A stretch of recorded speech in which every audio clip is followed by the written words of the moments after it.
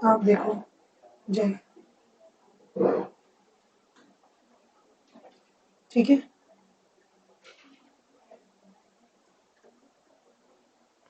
ये पानी की बोतल कैसी है ये वाली? ये रख लो, मेरे पैर से गिर के। Thank you. हम्म। बोलिए।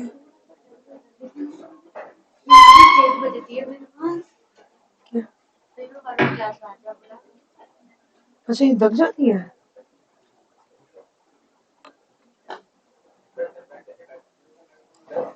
हाँ जी बेटा, क्या हाल चाल, कैसे हैं आप सब लोग?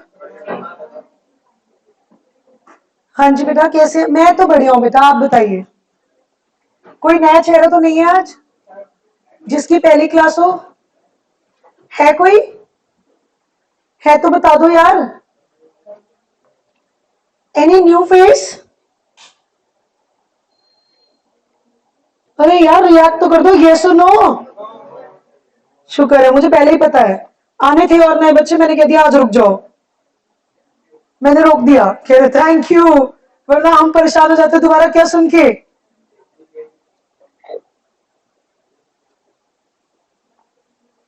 मैंने बोल दिया पहले उन्हें वो वाली रिकॉर्डिंग दिखवा दो, फिर उसके बाद मर्ज कर लूंगी।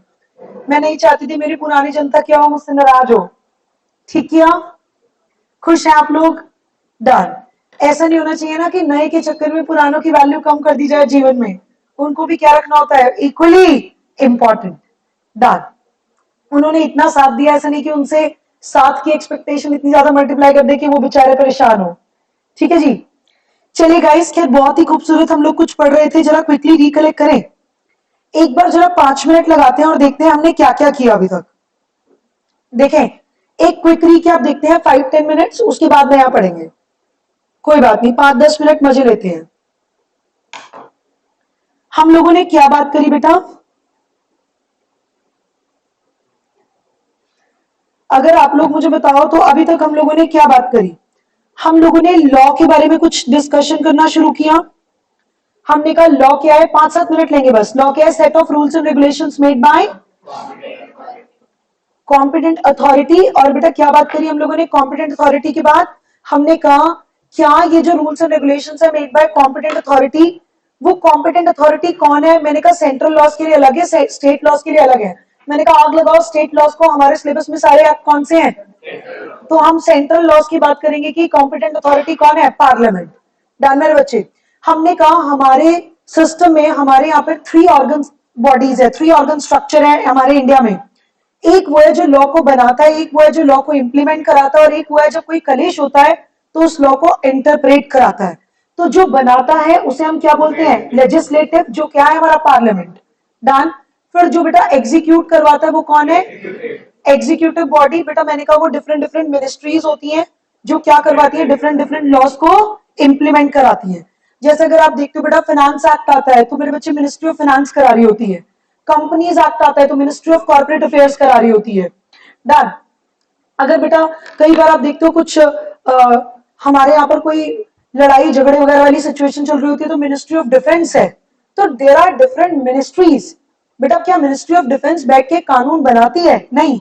बनता कहाँ है डिफेंस से रिलेटेड कोई भी कानून? पार्लियामेंट में। वो मिनिस्ट्री ऑफ डिफेंस उसे क्या करवाती है? इम्प्लीमेंट। और अगर कल को किसी पॉइंट पे झगड़ा होता है तो उसे इंटरप्रेट करने का काम कौन करता है? जुडिशरी। इंटरप्रेट करने का काम, उसे अंडरस्टैंड करके लोगों की लड़ाई सुलटाने का, मामले को सुलटाने का काम कौन करवाता है? प्लीज बोलिए बेटा। जुडिशरी। डन। तो मेरे पास ये सारी बॉडीज आ गई बेटा, जो 3 बॉडी सिस्टम हो गया। मैंने कहा set of rules and regulation है, जैसे कॉम्पिटेंट अथॉरिटी ने बनाया। पार्लियामेंट में कैसे बनता है? मैं फास्ट फास्ट बोलूंगी 5 मिनट। मैंने कहा कोई भी पहले बिल बनता है, उस बिल को दोनों हाउसेज में पास किया जाता है, Lok Sabha and Rajya Sabha.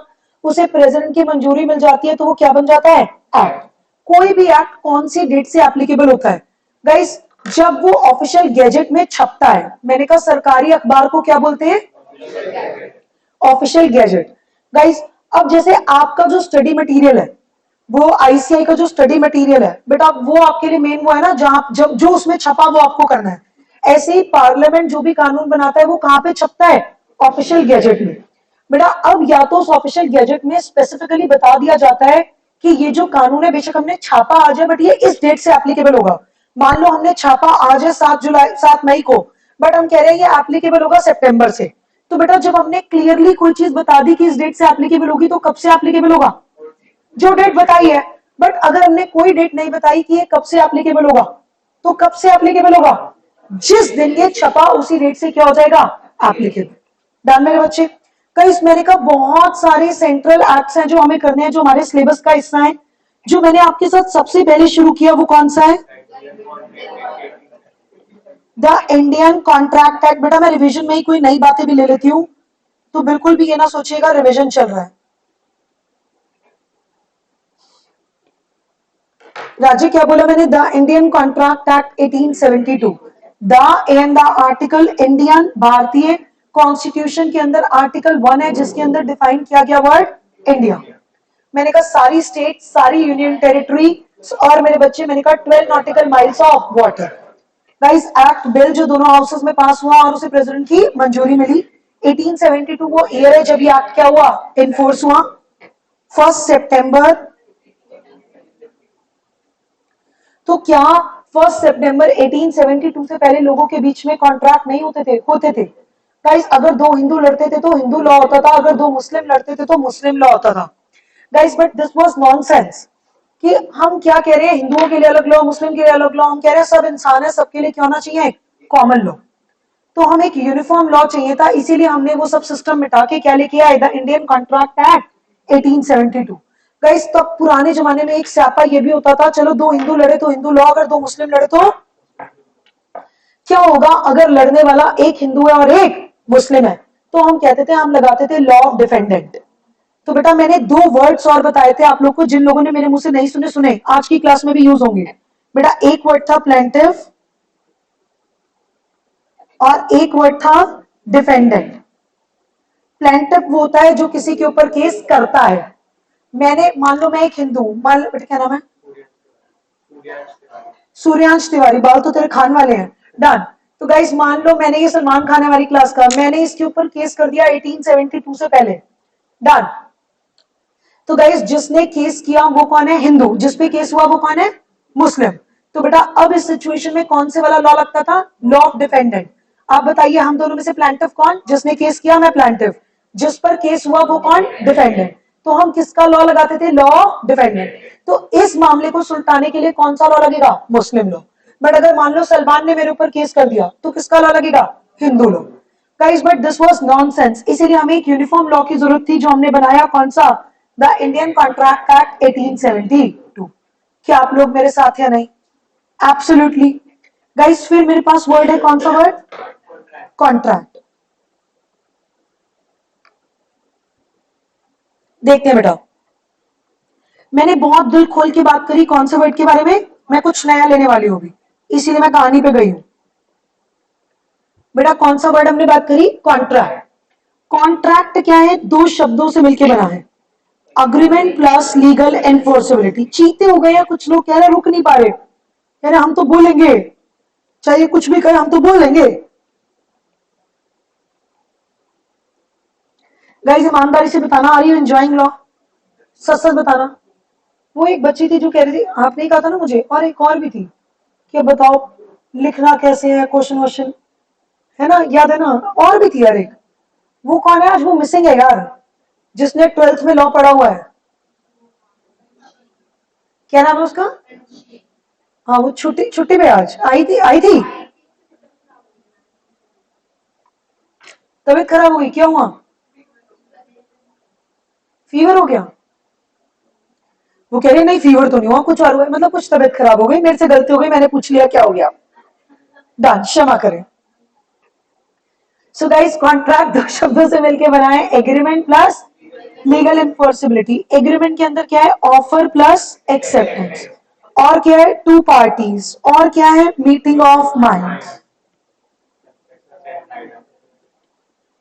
Meeting of minds को ही क्या बोलते हैं, कंसेंसस एड आइटम। डन मेरे बच्चे। तो एक पार्टी ने ऑफर किया, सलमान खान ने कहा प्रियंका चोपड़ा को मुझसे शादी करोगी, प्रियंका चोपड़ा ने कहा तेरे नाल मैं जाऊंगी, ऑफर प्लस एक्सेप्टेंस। दो पार्टी थी, उनका क्या मिल गया, दिमाग, तो क्या बन गया बेटा, एग्रीमेंट। और अगर उस एग्रीमेंट के अंदर क्या जोड़ दी जाए, intention to go to court, तो राज्य क्या बन जाता है, जोर से बोलिए, तो क्या बन जाता है, कॉन्ट्रैक्ट। डन। तो मैंने कहा था एग्रीमेंट दो प्रकार के होते हैं, एक होते हैं सोशल और एक होते हैं कमर्शियल। सोशल होते हैं जिनके अंदर हमारी कोई intention to go to court नहीं होती, कमर्शियल होते हैं जिसमें हमारी intention to go to court होती है। क्या आप लोग मेरे साथ है, नहीं? डन। आगे बढ़ सकती हूँ। गाइस मेरे पास बहुत सारी कैटेगरीज ऑफ कॉन्ट्रैक्ट थे। क्या थे राजे? लास्ट रो तक मेरी स्क्रीन दिख रही है और सुनाई दे रही है आवाज क्लियरली? बेटा क्या थे? बहुत सारे कैटेगरीज ऑफ कॉन्ट्रैक्ट। एक है ऑन द बेसिस ऑफ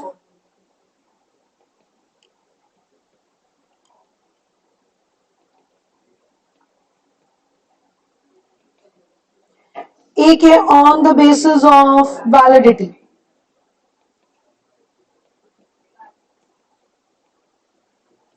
और एक है on the basis of execution.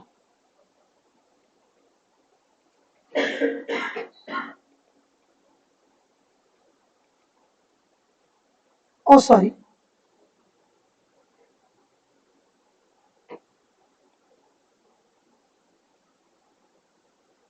देखिए बेटा, सबसे पहली कैटेगरी कौन सी थी, जिसके अंदर क्या क्या आया था राजे?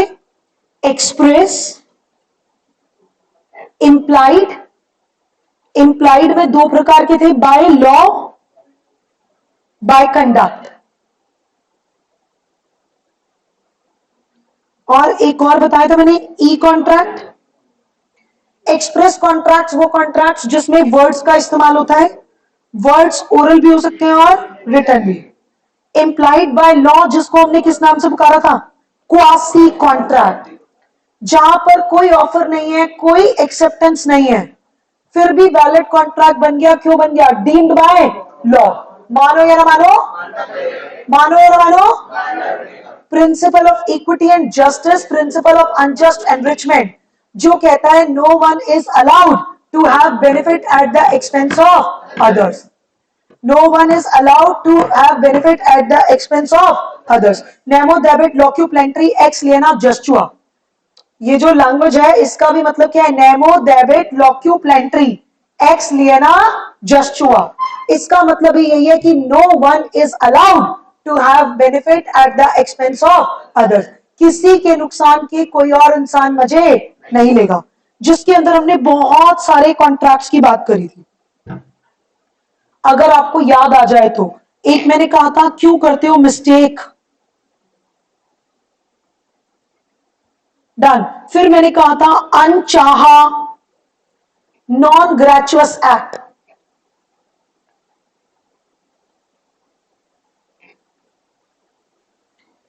फिर अ responsibility of finder of goods,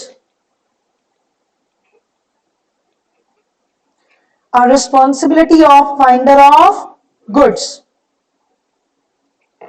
फिर सप्लाई ऑफ नेसेसरीज, शायद जिसकी मैंने बात नहीं करी, सिर्फ एक यही पॉइंट था सेक्शन 68 जिसके बारे में मैंने बात नहीं करी, और एक था इंटरेस्टेड पेमेंट। और देखो मैं बहुत ही चाकी इंसान हूं कहने के लिए, दिल से तो मैं बहुत ही मासूम हूं, तो बेटा बहुत ही चाकी हूं मैं बच्चों को याद कराने के लिए। अब आप देखना, मैंने कहा क्वासी कॉन्ट्रैक्ट, मेरे चीते एक ही वर्ड याद रखेंगे और वो क्या है? क्वासी। क्यों करते हो मिस्टेक? यू से अनचाहा नॉन ग्रेचुअस एक्ट। ग्रेटिट्यूड मतलब अपनी चाहत से, नॉन ग्रेचुअस मतलब बिना चाहत के, तो अनचाहा नॉन ग्रेचुअस एक्ट। ए से responsibility of finder of goods, S से सप्लाई ऑफ नेसेसरीज, आई से, तो बेटा देखो आपके दिमाग में जाता है क्वासी कॉन्ट्रैक्ट, तो बेटा आपको पहले से ही पता था क्वासी का मतलब है जो उसके जैसा हो। क्वासी वर्ड का मतलब है लाइक, क्वासी वर्ड का मतलब क्या है? लाइक। क्वासी कॉन्ट्रैक्ट वो कॉन्ट्रैक्ट है जिसे हम डीम कर रहे हैं, मानो या ना मानो, मानना ही पड़ेगा, क्योंकि इसके अंदर ना कोई ऑफर है ना ही कोई एक्सेप्टेंस है, स्टिल क्या बनने वाला है, स्टिल वैलिड कॉन्ट्रैक्ट बनने वाला है, स्टिल क्या बनने वाला है, वैलिड कॉन्ट्रैक्ट बनने वाला है। क्यों बनने वाला है? Because deemed by law, because deemed by law. और ये क्यों ऐसा कर रहे हैं डीम्ड बाय लॉ? क्योंकि हम एक प्रिंसिपल को फॉलो कर रहे हैं, प्रिंसिपल ऑफ अनजस्ट एनरिचमेंट बोलो, चाहे इसे आप principal of equity and justice बोलो, कुछ भी बोलो, मतलब एक ही है, जिसका मतलब क्या है, चाहे आप इसे नेमो डेबिट लॉक्यूप्लेंट्री एक्स लिएना जस्टुआ बोलो, कुछ भी बोलो, सबका मतलब एक ही है। क्या मतलब है? No one is allowed, no one is allowed to have benefit, to have benefit at the expense, यानी कि at the loss of others, at the expense यानी कि at the loss of others. बोलो बेटा, साउंड्स इजी और not? ईमानदारी से बोलना, आत्मा में जाता है। और मैंने कहा आप सारे बनोगे मेरे चीते। अब कैसे बनोगे चीते? जैसे ही ये वर्ड क्वासी आएगा आपके दिमाग में, एक बात याद आएगी आपको कि इसके अंदर हमें करने है क्या, सेक्शन 68 टू 72 प्लस आपको याद रखना है इसके अंदर कौन सा वर्ड, क्वासी। आप लोग लिखवाओगे, मैं लिखूंगी, बोलिए क्यों करते हो मिस्टेक? अनचाहा, अनचाहा मतलब नॉन ग्रेचुअस एक्ट। नेक्स्ट बोलिए, a responsibility of, very good, a responsibility of finder of goods. Next बोलो Raje, supply of necessaries, interested in. अब बोलो बेटा, आता है स्वाद या नहीं आता? जैसे ही आपके सामने कौन सा वर्ड आएगा, ना ना ना ना ना, क्वासी के थे लेने अभी, हम तो बात कर रहे थे on the basis of formation और एक्सप्रेस, जिसमें वर्ड्स का इस्तेमाल हुआ ओरल या इंप्लाइड। दो प्रकार के थे, मैं तो पहले प्रकार पे कहानी सुना रही हूं। पहला प्रकार कौन सा है? और जैसे ही आएगा इंप्लाइड बाय लॉ, धज्जियां उड़ा दोगे नहीं उड़ा दोगे? दिमाग में क्या आएगा, जल्दी से बोलते जाओ। क्वासी का मतलब लाइक, बोलते जाओ। Quasi contracts are those contracts in which there is no offer, no acceptance, still क्योंकि कौन सा प्रिंसिपल लग रहा है, equity and justice, unjust enrichment, नैरो डेबिट लॉक्यूप्लेंट्री एक्स लिएना जस्टुआ। तीनों का मतलब क्या है? No one is allowed to have benefit at the expense of others. Done. मेरे बच्चे, मैंने कहा इसके अंदर हम कौन से सेक्शंस डील करने वाले हैं? हम एक वर्ड याद करने वाले हैं, क्यू से, क्यों करते हो मिस्टेक वगैरह, यू से अनचाहा नॉन ग्रेचुअस एक्ट, ए से responsibility of finder of goods, S से सप्लाई ऑफ नेसेसरीज, आई से धज्जियां उड़ गई। डन, पक्की बात गाइज। मैंने बाकी सबके बारे में तो दिल खोल के बात करी थी, मैंने एक वर्ड के बारे में बिल्कुल कुछ नहीं बात करी, वो क्या है? मुझे सारे पढ़ाने, बट मैं अभी एक वर्ड के बारे में बात करने जा रही हूँ, वो क्या है? आराम से कहानी सुनेंगे, बहुत आराम से बात करेंगे, मेरे साथ तो यही दौरे चलते रहते हैं गाइस। क्या नेसेसरी वर्ड का मतलब क्या लगता है आपको? What is the meaning of the word necessary? मैं पहले एक बात बता दूं, नेसेसरी वर्ड कॉन्ट्रैक्ट एक्ट में कहीं पे भी डिफाइंड नहीं है।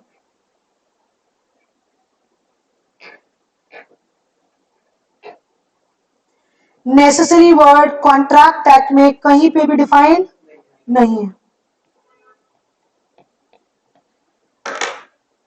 पर हम समझेंगे। यस, आपको क्या लगता है what is the meaning of the word necessary? जो जरूरी हो, जिंदा रहने के लिए एक मुलाकात काफी है। किसी के लिए मुलाकात भी जरूरी हो सकती है, किसी के लिए एक फोन कॉल आ जाए बस तो भी जी लेगा वो, वरना नहीं तो मर रहा है, फोन ही नहीं आया आज, एक मैसेज तो कर देता हूं WhatsApp, I love you good morning, message भी नहीं आया, मर रहा है वो बेचारा। भाई जरूरी, किसी के लिए कुछ भी जरूरी हो सकता है। जब मैं कह रही हूं लॉ में नहीं डिफाइन, कॉन्ट्रैक्ट एक्ट में कहीं पे भी डिफाइन नहीं है कौन सा वर्ड नेसेसरी, तो कहां से निकाले इसका मतलब नेसेसरी। तो नेसेसरी वर्ड का मतलब पहली बात समझेंगे, रोटी कपड़ा और मकान नहीं है। जो लोग सोचते हैं नेसेसरी वर्ड का मतलब है रोटी कपड़ा और मकान, एब्सोल्युटली रॉन्ग। नेसेसरी वर्ड का मतलब रोटी कपड़ा और मकान नहीं है। एनीथिंग, गाइस मैं दोबारा बोल रही हूं, anything which is required to maintain the standard of living of a person, anything which is required to maintain the standard of living of a person is termed as necessary। क्या जो चीज मेरी बच्ची के लिए नेसेसरी होगी वो करीना कपूर के बच्चे के लिए भी नेसेसरी होगी? Try to understand. मेरी बेटी के लिए security guard is not a necessary, but उनके बच्चे क्या ओपन में घूम सकते हैं? उनके लिए security guard is a necessary और नॉट? मेरी बच्ची के लिए जो मैंने लाइफस्टाइल उसको दे दिया, driver is a necessary.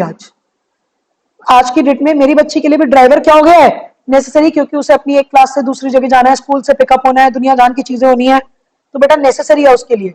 But मेरे घर में जो मेरी काम वाली आंटी आती हैं, उनकी जो बच्ची है, क्या उसके लिए driver is a necessary? I hope you are getting. जो करीना कपूर के बच्चे के लिए नेसेसरी है वो मेरे बच्चे के लिए नहीं है, जो मेरे बच्चे के लिए नेसेसरी है, जो मेरी हेल्प आती है, उसके बच्चे के लिए नेसेसरी नहीं है। So the word necessary is not defined in the law. Necessary changes from person to person. तो मैंने क्या कहा, नेसेसरी वर्ड का मतलब रोटी कपड़ा और, मन कर गया ड्राइंग करने का, मकान नहीं है। बचपन में बनाते थे ना, रोटी कपड़ा और मकान नहीं है। नेसेसरी वर्ड का मतलब क्या है फिर? एनीथिंग, बेटा मेरे साथ बोलेंगे, anything which is required to maintain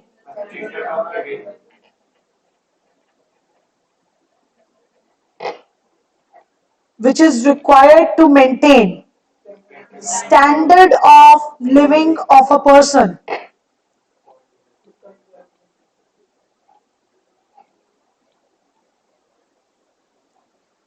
is regarded as necessary।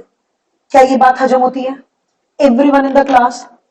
Guys आप लोगों में से किसी के मन में ये सवाल नहीं आया कि लास्ट क्लास में हम कौन सा चैप्टर कर रहे थे? कॉम्पिटेंस ऑफ कॉन्ट्रैक्ट कर रहे थे, शायद वही कर रहे थे ना? Minor, unsound mind, disqualified by law. ये नाम बड़ी अजीब है यार। कॉम्पिटेंस ऑफ कॉन्ट्रैक्ट से किस पे पहुंच गई? अब फिर से क्वासी पे आ गई। गाइस जब मैं कॉम्पिटेंस ऑफ कॉन्ट्रैक्ट की भूमिका आपके साथ बना चुकी हूं, आपको पता है who all are disqualified to enter into a contract. Who all are disqualified की जगह तो better word is incompetent to enter into a contract. तो मैंने कहा सेक्शन 11 कहता है सब कैपेबल है एक्सेप्ट 3 लोग। 3 लोगों को सेक्शन 11 ने मिट्टी में मिलाया, एमयूडी मड। एम से माइनर, यू से अनसाउंड माइंड, डी से disqualified by law. Minor is a person who is below the age of 18 year. Unsound mind जो जिंदगी जिए दिल से, drunkard, idiot, lunatic. Disqualified by law, law ने लगा दी कुछ लोगों को फांसी। Foreign ambassador, alien enemy, convict, corporation और इंसॉल्वेंट। होल्ड ऑन गाइस, अब मुझे जब इस चैप्टर की शुरुआत करनी है, मतलब एक एक पॉइंट को उठाना है, तो इसमें सबसे पहला पॉइंट है some important provisions relating to minor. Minor के रिस्पेक्ट में कुछ बातें करनी है। तो जब मुझे माइनर के रिस्पेक्ट में कुछ बातें करनी है, तो उसमें पहला पॉइंट है supply of necessary to minor. Guys आप मेरी भावना समझना, मैं आपको लॉजिक बता रही हूं कि मैं क्यों गई यहां पे। मुझे माइनर में कौन सी बात करनी है? नेसेसरी। तो मैं थोड़ा सा स्मार्ट खेल रही हूं। मैंने कहा नेसेसरी वर्ड कहां पे यूज होना है? सबसे पहले क्वासी में। पहले इसको वहां से रिलेट करके खा जाते हैं, मीनिंग सेम है। माइनर वाले में भी नेसेसरी का मतलब सेम है और यहां पर भी नेसेसरी का मतलब सेम है। मैंने क्वासी में बाकी सारे बात किए, मैंने पहले कहा ये खा जाते हैं। तो पहले क्वासी वाला चैप्टर खाते हैं, फिर कौन सा वाला खा लेंगे? कॉम्पिटेंस खा लेंगे। तो मैं आपको जस्टिफाई कर रही हूं, ऐसा नहीं है कि मैंने कोई बांग वांग पी रखी है कि मैं वहां से यहां पहुंच गई। कोई कारण है। मेरी बात समझ गए? और मैं हमेशा एक बात बोलती हूं, लोग सोचते हैं लॉ इज प्योर थ्योरेटिकल, पढ़ते जाओ line by line line by line. मैं कह रही हूं कनेक्ट करके कूद कूद के पढ़ो ना, जहां पे जो चीज रिलेट होती है वहां घुस जाओ और उसे पढ़ के फिर वापस जाओ। आप मेरी बात समझ रहे हो? अब मुझे पता है कॉम्पिटेंस में यूज होने वाला क्या, नेसेसरी। मैंने कहा पहले नेसेसरी का गोता खा के आ जाते हैं, फिर आएंगे वापस किसमें, कॉम्पिटेंस में। तो हम क्या कोई रट्टू तोता थोड़ा बन रहे हैं कि सीक्वेंस में चैप्टर पढ़ रहे हैं? हम तो क्या पढ़ रहे हैं गाइस, क्या वहां पर आईसीआई आपसे जब पेपर पूछेगा तो ये कहेगा कि ये क्वेश्चन मैं पूछ रहा हूं कॉम्पिटेंस से, ये क्वेश्चन मैं पूछ रहा हूं क्वासी से, ये क्वेश्चन मैं पूछ रहा हूं सेल्स ऑफ गुड्स एक्ट से, ये पूरे लॉ में से बना के कहीं से भी कुछ पूछेगा? तो मैं कह रही हूं हम भी कनेक्ट करके पढ़ते हैं ना, मजे लेते हैं सब्जेक्ट के। I hope you are getting me what I am trying to say. तो मेरी क्लास में सबसे बड़ा कलेश यही रहता है, जैसे ये मेरे से पूछते ना मैम टॉपिक डालना है, कौन सा टॉपिक डाले आज? ये तो यार ये तो बड़ा अजीब सा सवाल है कि आज कौन सा टॉपिक डलवाऊं। पिछली क्लास में कॉन्फिडेंस डलवाया था, आज क्या डलवाऊंगी, क्वासी डलवाऊंगी, और अगली क्लास में फिर क्या डलवाऊंगी, ऐसी हूं मैं। आई डोंट माइंड, जब तक मेरा बच्चा कनेक्ट हो रहा है और उसे क्या आ रहा है टॉपिक में, कनेक्टिविटी आ रही है और इंटरेस्ट आ रहा है, I don't mind. Make sense? तो गाइस प्लीज एक सेकेंड के लिए मेरे साथ, आप सारे जनों को पता है कि अब नेसेसरी वर्ड का मतलब क्या है? नेसेसरी वर्ड का मतलब क्या है? रोटी कपड़ा और मकान? No, no, no, no, no. Anything which is required to maintain the standard of living of a person is regarded as necessary. Guys, पहले कहानी समझते हैं। मान लो आपकी ज्योति मैम है,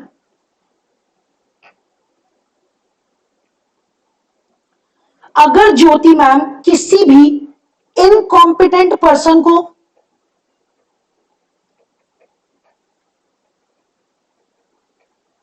या फिर जो उस इनकॉम्पिटेंट पर्सन के ऊपर, आईपी लिख दू शॉर्ट में, यहां पर लिख दिया आईपी। आईपी क्या है? Incompetent person. अगर एक पार्टी, मैंने कहा मान लो ज्योति मैम है एक पार्टी और दूसरी पार्टी है इनकॉम्पिटेंट पर्सन, कौन बनने को तैयार है पागल हमारी क्लास में? Anyone voluntarily? बेकार क्लास है, पिछला बैच बहुत बढ़िया था मेरा, ऐसी मजे मजे में कोई भी हाथ खड़ा कर देता था, मैम लो मैं बन जाता हूं एग्जाम्पल के लिए। जिगरा ही नहीं आप लोगों में, कोई भी नहीं रेडी? शाबाश, ये ऐसे बच्चे मेरे दिल को छू लेते हैं। क्या नाम है बेटा? हर्ष। पिछली बार भी हर्ष ही बना था पिछले बैच में, ऑनेस्टली स्पीकिंग मुझे लिखते हुए याद आ रहा है। वॉलेंटरली जो, मतलब ये हर्ष नाम में कुछ है यार, बढ़िया है ये बच्चे, शाबाश बेटा। ये पागल नहीं है, ये दिलेर है, और अक्सर दुनिया दिलेर लोगों को क्या बोलती है? पागल। ये दिलेर है। सो गाइस, एक पार्टी आपकी कौन सी मैम? ज्योति मैम। दूसरी पार्टी कौन है? हर्ष, जो क्या है? पगला। यहां पे लिख दूं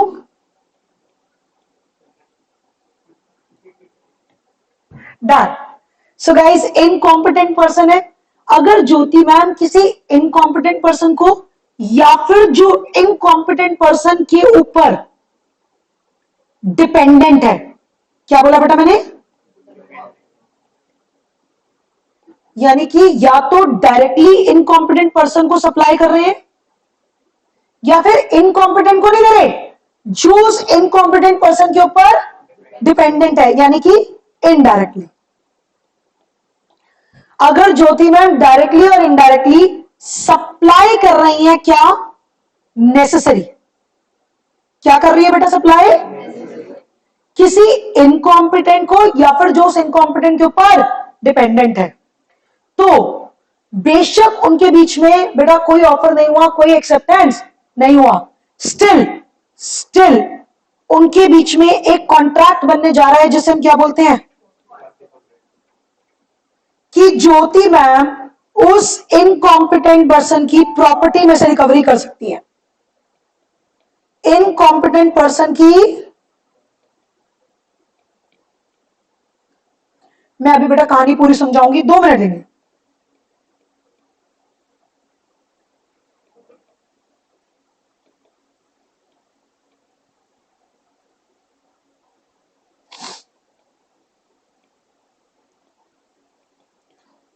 गाइस ध्यान से देखेंगे, तो ज्योति मैम उस इनकॉम्पिटेंट पर्सन की प्रॉपर्टी में से रिकवरी कर सकती है। मैंने हर्ष की बड़ी बुरी हालत चल रही थी, हर्ष के पास जस्ट एन एग्जाम्पल बेटा कुछ दिक्कतें चल रही थी, इसको क्या चाहिए था बेटा, मान लेते हैं आज की डेट में इसके लिए नेसेसरी क्या है, क्या ये एजुकेशन जो ये ले रहा है नेसेसरी है या नहीं है? यस गाइस, अब कोई अगर स्पोर्ट्स में होता है तो उसके लिए स्पोर्ट्स की ट्रेनिंग भी क्या हो जाती है, नेसेसरी। गाइस मुझे एक पंजाबी गाना याद आ रहा है जिसमें ना मुझे गाने के लिरिक्स तो याद नहीं आ रहे, जिसमें वो एक पुलिस ऑफिसर की उसके लिए जाता है और उसको निकाल देते हैं कि तू नशा तो नहीं करता, कहता है जी नशा नहीं करता, मैं मेहनत करके पास किया एग्जाम। बड़ा प्यारा सा वो सॉन्ग है, हर नशेड़ी यही कहता है कि नशा नहीं करता, पता नहीं कितों आ जाते हैं। अगर तेरे को हमने यहाँ पे पंजाब पुलिस में भर्ती कर लिया तो हमारे ऊपर हंसेंगे कि पंजाब पुलिस लोगों को, लड़कों को छोड़ के, मतलब उसको कहते हैं कि यू आर नॉट कैपेबल या नॉट मैन जिसको हम भर्ती करें, तो उसका मजाक उड़ाते हैं। और वो बहुत रोता है, कई बार अपने आप को मारने की सोचता है, अपनी नस काटने की सोचता है, बट फिर उसे अपनी बीमार मां दिखती रहती है। And he worked very hard, बड़ा ही प्यारा सॉन्ग है, मोटिवेशनल। और वो अपनी पूरी जान लगा देता है, बेटा वो आईपीएस ऑफिसर बन जाता है। पहले तो वो कौन सा वाली उस पर जा रहा था, कांस्टेबल वगैरह ऐसे ही टुच्चा मुच्चा, अब वो क्या बन जाता है, आईपीएस। और जिसने उसे निकाला होता है धक्के मार के, वो जब आईपीएस की गाड़ी वहां पे जाके रुकती है स्टेशन पे, तो उसके हाथ में मिठाई का डब्बा होता है, वो एकदम से देखते हैं कि ऑफिसर आया है कोई, वो यूं सैल्यूट मारता है, तो उसका हाथ यूं यूं कांपने लगता है कि उसी ने धक्के मार के निकाला होता है। तो कहता है सर कम भी ना जाओ, मतलब मैं तो पंजाबी हूं, मेरे तो अंदर चली आती है, कांपो मत, मैं तो आज आपका यहाँ पे शुक्रिया करने आया हूं कि अगर आप उस दिन मुझे सिपाही की भर्ती से ना निकालते तो आज मैं ये ना बनता, कमिश्नर ना बनता, इतनी बड़ी पोस्ट पे ना पहुंचता। तो कई बार ठोकर खाना भी बहुत बढ़िया होता है बेटा। हमेशा हम ये सोचते हैं कि भगवान ने ये रास्ता बंद क्यों कर दिया, कई बार उस रास्ते को बंद करने के पीछे भी क्या होता है, ऊपर वाले का कोई बेटर प्लान होता है। तो बेटा एक बात सुन रहे हैं, अब उस टाइम पे अगर वो बंदा जब ट्रेनिंग करना चाहता था, उसे जिम जाना था, उसे अपनी कुछ फिजिक पे काम करना था, टेस्ट क्लियर करने के लिए पढ़ना था, तो क्या वो जो एजुकेशन थी उसके लिए वो भी नेसेसरी बन गई, नहीं बन गई? तभी मैंने बोला आते ही आप लोगों को चीख चीख के, नेसेसरी का मतलब रोटी कपड़ा और मकान नहीं है। नेसेसरी में दोनों चीजें हो सकती है बेटा, नेसेसरी में गुड्स भी हो सकते हैं और नेसेसरी में सर्विसेज भी हो सकती हैं। और तो और बोलो, जो उस इंसान के लिए गुड्स एंड सर्विसेज लेने, अगर मान लो हर्ष है, हर्ष को बेटा क्या चाहिए, सीए की कोचिंग लेनी है, बट इसके पास पैसे नहीं है, तो बेटा अब ये मेरे पास आया, या तो मैं इसे नेसेसरी सप्लाई कर रही हूँ, क्या सप्लाई कर रही हूँ, सर्विस दे रही हूँ, या फिर बेटा मैं पढ़ाते नहीं हूं, मेरे पास आया बट कह रहा है मुझे सीए करनी है, मैंने इसे लोन दे दिया। किस लिए लोन दे दिया, सीए की फीस भरने के लिए। तो बेटा क्या ये जो लोन है ये भी नेसेसरी हो गया? यस। आप देखो, या तो मैंने गुड्स सप्लाई कर दिए नेसेसरी, या फिर मैंने नेसेसरी सर्विसेज दे दी, या फिर मैंने नेसेसरी गुड्स और सर्विसेज खरीदने के लिए लोन दे दिया। I hope you are getting it. तो बेटा मैं तो चीख चीख के आपकी आत्मा में डालना चाहती हूं, नेसेसरी वर्ड का मतलब कतई ही क्या नहीं है, जोर से बोलिए, ये जोर से बोलना होता है, आपका शर्म आनी चाहिए। नेसेसरी वर्ड का मतलब कतई क्या नहीं है, नेसेसरी वर्ड का मतलब रोटी कपड़ा मकान नहीं है। Anything which is required to maintain the standard of living of a person is termed as necessary. It changes from person to person. Necessary can be good only, true और false? Necessary goods भी हो सकते हैं, services भी हो सकते हैं, और हो सकता है जो सप्लाई करने वाला हो वो गुड्स और सर्विसेज नहीं दे रहा, बट नेसेसरी गुड्स और सर्विसेज लेने के लिए क्या दे रहा है, लोन दे रहा है। तो गुड्स भी हो सकते हैं नंबर 1, सर्विसेज भी हो सकती है, और नंबर 3 लोन भी हो सकता है टू बाय नेसेसरी गुड्स और सर्विसेज। डन। वापस आ जाओ मेरे साथ। अब बेटा कहानी में फिर से आती हूं मैं, देखो एक वर्ड समझाने के लिए मैं कितनी गहराई में जा रही हूं। ज्योति सप्लाई कर रही है बेटा एक इनकॉम्पिटेंट। इनकॉम्पिटेंट कौन है? अरे हर्ष तो है। सेक्शन 11 के हिसाब से इनकॉम्पिटेंट कौन है?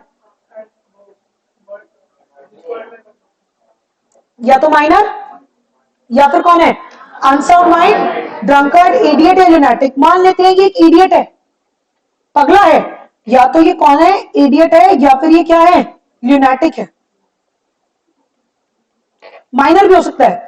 अब आपको समझ में आ रहा है, कनेक्ट कर पाओ अगर चीतो कि अभी मैं यहां पर आपको इडियट और लुनैटिक का एग्जांपल ले रही हूं, बट जब मैं आपके साथ कौन सा वाले चैप्टर पे जाऊंगी, competence to capacity to contract, तो मुझे वहां पे minors responsibility in relation to necessary discuss करना है। तो आप कोरिलेशन समझ पा रहे हो कि ये पॉइंट क्या होगा, वहां पर भी कनेक्ट होगा, क्योंकि नेसेसरी के लिए वहां पर स्पेशल पॉइंट है, किसके रिस्पेक्ट में, माइनर। मतलब आप मेरी मेहनत को अप्रिशिएट करो जरा, जो मैं आपके अंदर डालने का प्रयास कर रही हूँ, आपको मैच्योर बना रही हूँ। मतलब ये फाइनल में लोग सोचते हैं कि मैच्योर होंगे, मैं कह रही हूँ ना, हम नहीं सोचते फाइनल, हम तो बचपन से ही क्या होंगे, मैच्योर होंगे।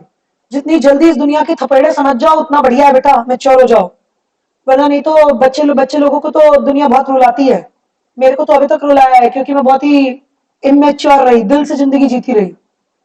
तू मेरा, किसी ने कह दिया तू मेरा अपना हाथ, मेरी जान हाजिर करेगी, तो लोग जान निकाल के चले जाते हैं।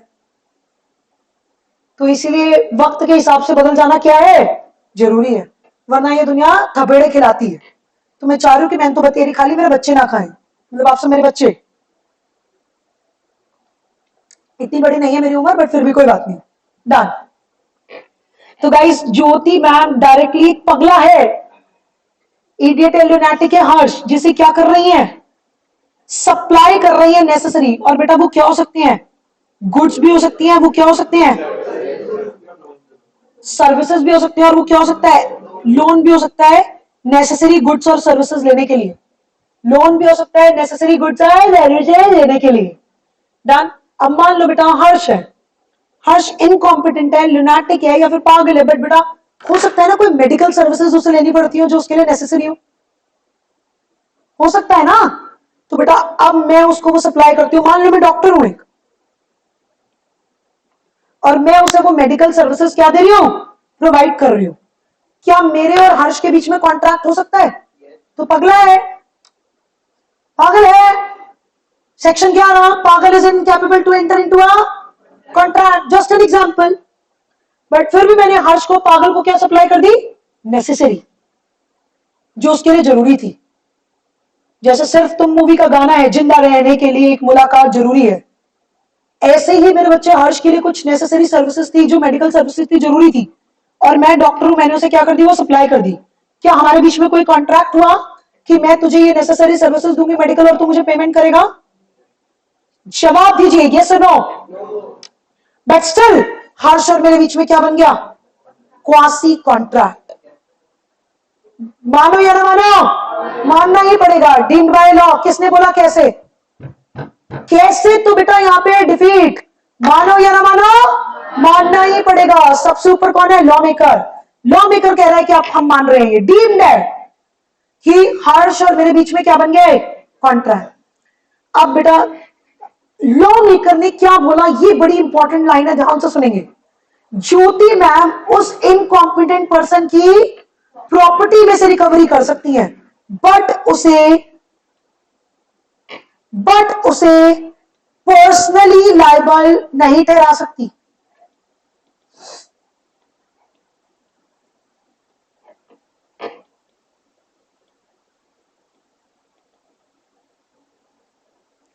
क्या मतलब हुआ इसका, अगर ज्योति मैम ने उस इनकॉम्पिटेंट को कोई नेसेसरी सप्लाई करी है to suit his condition of life, suit his condition of life कह रहे हैं, तो हम उससे वो नेसेसरी, जब हमने सप्लाई करी है तो हम उसकी प्रॉपर्टी में से रिकवरी कर सकते हैं।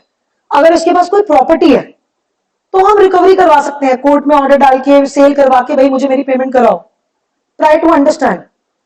बट मैं ये कहूं क्योंकि ये मेरी पेमेंट नहीं कर पा रहा, तो मैं इसे अपने घर रख लेती हूँ, झाड़ू पोछा बर्तन यही करेगा। तेरा हाँ कर लो, ये तेरा दुश्मन है, दोस्त नहीं है। पहले तो तुझे पगला बनता देख के खुश हो रहा है, उसके बाद चाह रहा है कि झाड़ू पोछा बर्तन भी तू ही करे। अगली क्लास से इसके साथ बैठना बंद कर दे बेटा। ऐसे दोस्तों तो दुश्मन की जरूरत नहीं है जिंदगी में। मजे ले रही हूं गाइस, बैक एवरीवन। तो हम कह रहे हैं, अगर हमने इनकॉम्पिटेंट को कोई नेसेसरी सप्लाई करी है to suit his condition of life, तो हम उसकी प्रॉपर्टी में से तो रिकवरी करवा सकते हैं, बट उसे पर्सनली लायबल नहीं ठहरा सकते। एक और स्टार, कुछ नहीं हो सकता, सॉरी। आपकी बेवकूफी कि आपने ऐसे बंदे को सप्लाई करी। मैं पागल, मैंने सप्लाई करी तेरे से तो मैं पागल। भावना समझ गए? डन। वो कोर्ट डिसाइड करेगा कि कैसे रिकवरी करवाएगा, हम उसमें माथा नहीं मारेंगे। गाइस खैर वापस लौटते हुए कह रहे हैं अब एक स्टार पॉइंट और, जो भी आइटम हम डिलीवर कर रहे हैं, क्या कर रहे हैं, डिलीवर कर रहे हैं, वो गुड्स भी हो सकती है, सर्विसेज भी हो सकते हैं, और लोन भी हो सकता है नेसेसरी गुड्स और सर्विसेज लेने के लिए। कुछ भी हो सकता है, बोलो 1 2 3, इन तीनों में से कुछ भी हो सकता है। जो भी आइटम हम डिलीवर कर रहे हैं it should be necessary. Line ध्यान से सुनेंगे, it should be necessary at both the times. राज्य क्या बोला मैंने, कौन से both the times? when the contract is entered,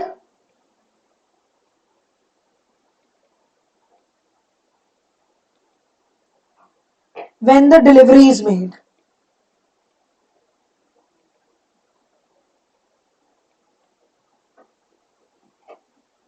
समझ में आता है? एनीवन रेज योर हैंड्स, मैं तो बता ही दूंगी यार।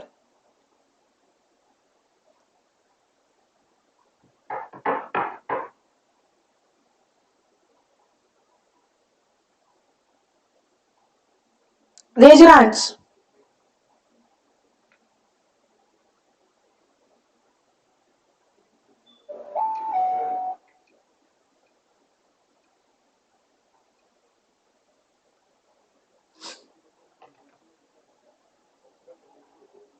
रुक गई ना, 1 मिनट का ब्रेक है मेरे लिए।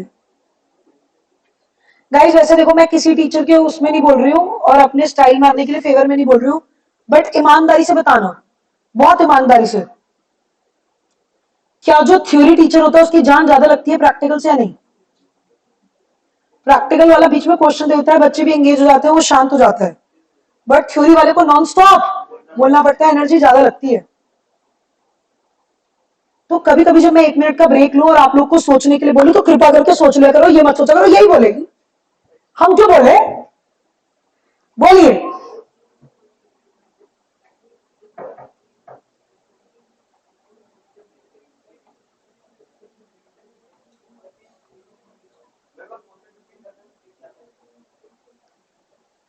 ये हो गया, रामायण खत्म हो गई और ये पूछ रहे सीता कौन था? थी भी नहीं। रावण कौन थी? रिपीट करते हैं जी हम क्वेश्चन। जो भी आइटम एक पर्सन दूसरे पर्सन को डिलीवर कर रहा है, डिलीवर करने वाली ज्योति मैम है, जिसको डिलीवर करी जा रही है वो कौन है? कोई इनकॉम्पिटेंट। कह रहे हैं वो नेसेसरी होनी चाहिए आइटम बोथ टाइम्स। कौन से बोथ टाइम्स? जब कॉन्ट्रैक्ट में एंटर हुए तब भी और जब डिलीवरी करी तब भी। जब मैं उस इनकॉम्पिटेंट के साथ हम कॉन्ट्रैक्ट में एंटर हो सकते हैं? नहीं हो सकते, बट जो भी एग्रीमेंट बनाया पागल के साथ, जो भी हमने एग्रीमेंट बनाया, कॉन्ट्रैक्ट या फिर जो भी क्या बनाया, एग्रीमेंट में एंटर हुए, तो जिस टाइम में एंटर हुए उस टाइम पे भी वो चीज उसके लिए क्या होनी चाहिए? नेसेसरी होनी चाहिए। मान लो एग्रीमेंट में एंटर हो रही हूं मैं आज, आज के डेट है 7 मई, 7 मई को इसे पागलपन के दौरे पड़ते हैं और मैं इसके साथ एग्रीमेंट में एंटर हो रही हूं कि मैं एज अ डॉक्टर इसे मेडिकल सर्विसेज प्रोवाइड करूंगी और इसको ठीक करने का पूरा प्रयास करूंगी। 7 मई को मैं इसके साथ एग्रीमेंट में एंटर हुई, बेटा ध्यान से सुनना, मैंने इसे सर्विसेज रेंडर करनी शुरू करी 10 अक्टूबर को। गाइस ये ऑलरेडी क्या हो चुका था? बिल्कुल ठीक हो चुका था, ऑलरेडी कोई प्रार्थना कोई प्रेयर काम कर चुकी थी and he was absolutely fine. और मैंने 10 अक्टूबर को कहा चल मैं तुझे क्या देती हूँ, सर्विस रेंडर करती हूँ, सप्लाई कर रही हूँ। क्या जिस दिन मैं सब सप्लाई करने जा रही हूँ उसके लिए नेसेसरी है? था कब इसी टाइम पे पागल, अब ये ठीक हो चुका है। था किसी के प्यार में पागल, बट अब क्या करा इसने, जब भी मैट मूवी देखी पर्चा पड़ा और रश आउट, खत्म, मूव ऑन, नहीं मिलेगी बंदी।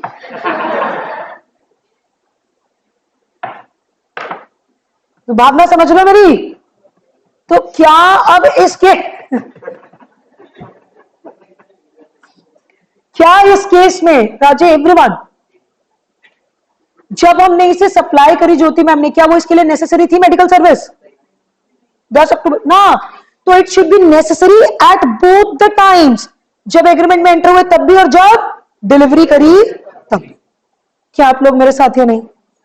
मैं चाहती हूं आप ये पूरी कहानी नोट करिए, फिर मैं कुछ करवाऊंगी। यहां से क्वासी हेडिंग डाल लेना, क्वासी कॉन्ट्रैक्ट, और आपको मैंने जस्टिफाई कर दिया कि मैं कॉम्पिटेंस से क्वासी पे क्यों जा रही हूं। ऐसा नहीं होना चाहिए कि मैम खेल रही है, कोई कारण है। एक बहुत ही खूबसूरत भजन है, मैंने पहले भी सुना है, एक झोली में फूल भरे हैं, एक झोली में कांटे, कोई कारण होगा।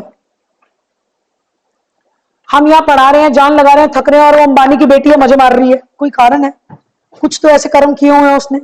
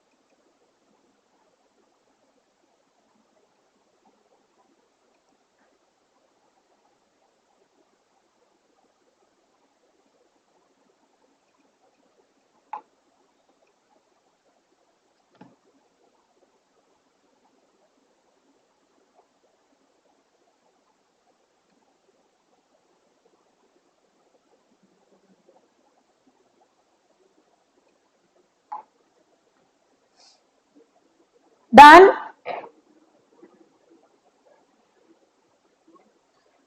बेटा 1 मिनट, मुझे स्क्रीन पे बुक खोलनी है।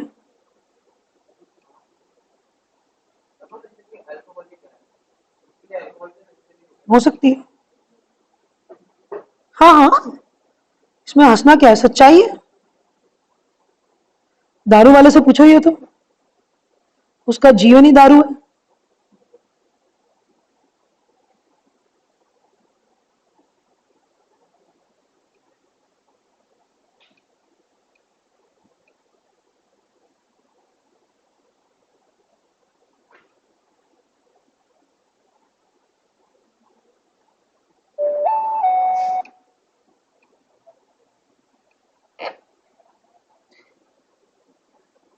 बेटा 1 मिनट देंगे मुझे।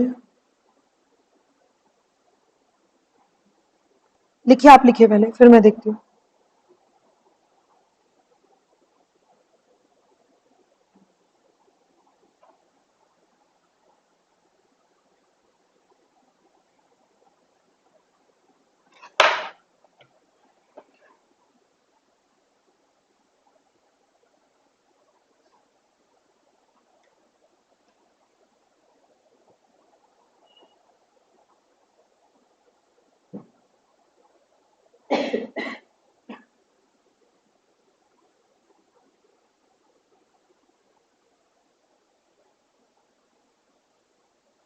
A person doing, a person supplying necessaries can do recovery from the property of incompetent person, can do recovery from the property of incompetent person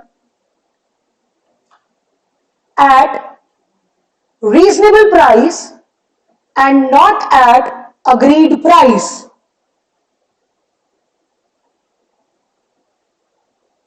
And not at agreed price. Also it should be noted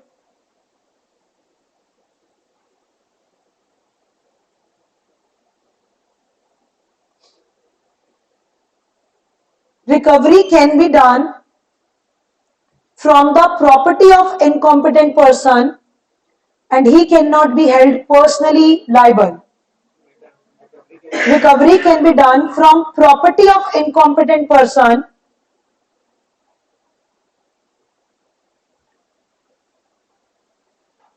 and he cannot be held personally liable.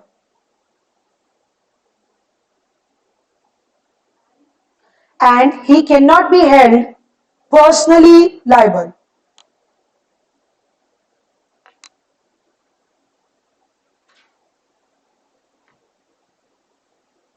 एक और point लिखेंगे, star mark करेंगे और लिखेंगे इसी में, necessaries can be supplied, necessaries can be supplied either, can be supplied either to incompetent person or a person dependent upon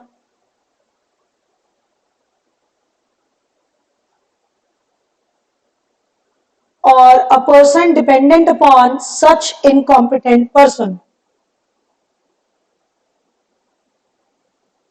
or a person dependent upon such incompetent person.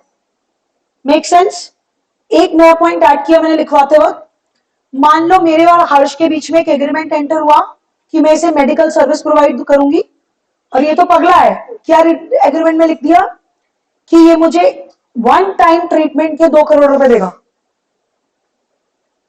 One time जो मैं इसको treatment दूंगी उसकी मुझे क्या देगा, 2 CR। तो क्या मैं इसकी प्रॉपर्टी बिकवा के 2 करोड़ रुपए रिकवर कर सकती हूँ? मैंने आपको एक लाइन लिखवाई, पढ़िए, not at the agreed price but at, और वो रीजनेबल प्राइस कौन डिसाइड करेगा? कोर्ट। मुझे अपना माथा नहीं मारना। Make sense everyone? गाइस कुछ और तो लिखना नहीं है प्लीज। हाँ, ये वाली बात, necessary supplied should be necessary both at the time when the agreement is made and when the delivery is done. Item delivered should be necessary at both the times. Item में चाहे वो good हो, चाहे वो service हो, चाहे वो loan हो,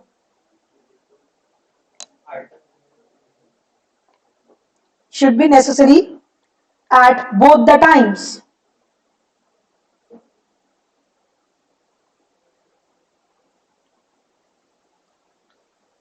When the contract is entered, first, when the contract is entered, second, when the delivery is made.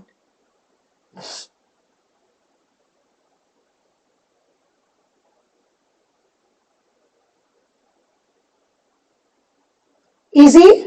हाँ जी,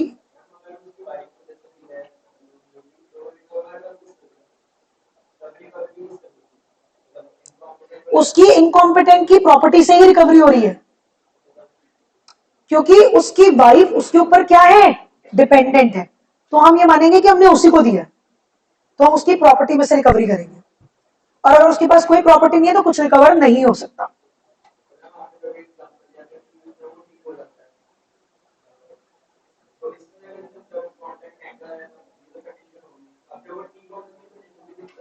तो हमें डिलीवरी करनी नहीं चाहिए थी अगर हमने फिर भी कर दी। चलो ये तो मेडिकल सर्विस है, मैं मान रहा हूँ कि कोई और चीज है, चावल है, गेहूं है, कुछ भी है, जब एंटर किया था तो उसके लिए क्या था, नेसेसरी था, बट बाद में उसके पास वहीं से बहुत पैसा वैसा आ गया, उसके लिए क्या नहीं रहा, नेसेसरी नहीं रहा, डन। फिर भी मैं उसे सप्लाई कर रही हूँ तो मेरी बेवकूफी है, I can't do the recovery from his property. मेरी गलती है कि मुझे करना ही नहीं चाहिए था जब मुझे पता है कि वो चीज उसके लिए नेसेसरी है ही नहीं। तो लॉ मेकर ने आपको प्रोटेक्ट किया है जो सप्लायर ऑफ नेसेसरीज है, कि यार आपके साथ भी गलत ना हो, आप तो किसी के साथ अच्छा कर रहे हो कि उसे नेसेसरी दे रहे हो, तो आपके साथ भी गलत ना हो, आपको उसकी प्रॉपर्टी में से रिकवरी करवा दी जाए। बट अगर आप बेवकूफी कर रहे हो, आपको पता है सामने वाले के लिए वो नेसेसरी है ही नहीं, अगर आप दे रहे हो तो आप रिकवरी नहीं कर सकते। डन? Make sense? फ्रीज कर दो इसे, आगे बढ़ सकते हो, इजाजत है, अपनी अपनी किताब खोलेंगे।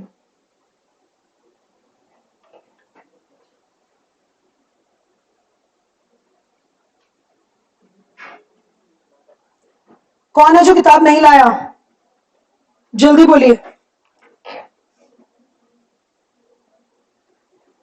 अगली क्लास से अगर ना लाए तो आप भी मत आइएगा।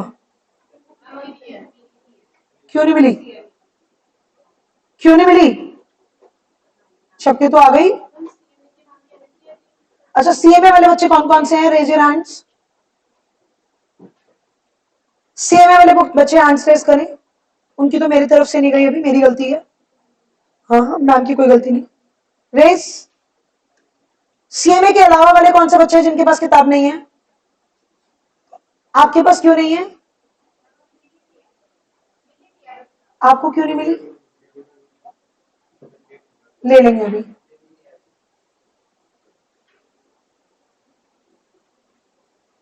सीएमए वालों को भी देते हैं बेटा नेक्स्ट वीक में, मतलब आज क्या है, इस वीक में आई विल फॉरवर्ड देम कि आपको मिल जाए।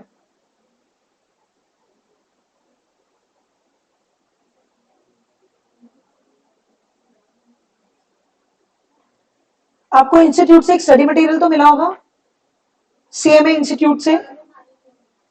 किसी के पास भी नहीं है अभी लॉ का? नेक्स्ट क्लास में लेके आना बेटा, मेरे लिए इतना करना।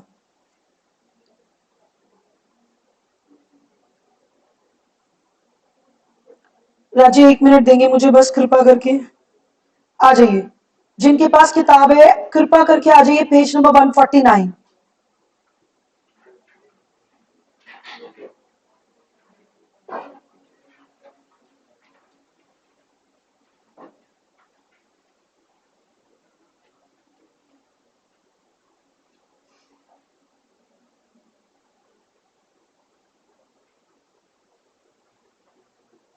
पढ़ पा रहे हैं लास्ट तक? पढ़ पा रहे हैं बेटा?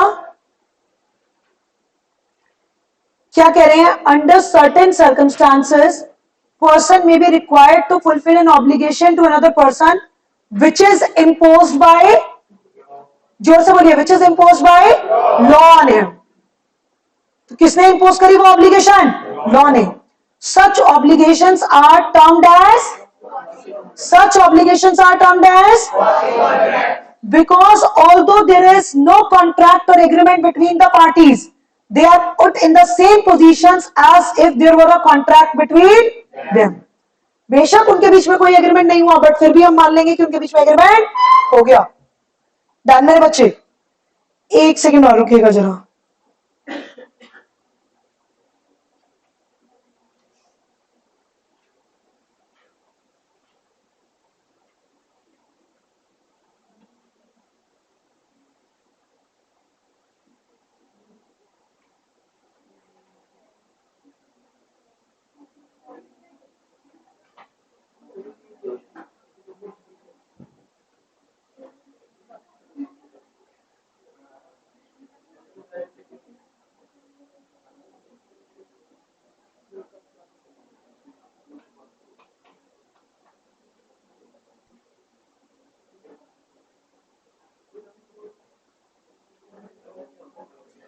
बेटा 1 सेकंड देंगे मुझे please.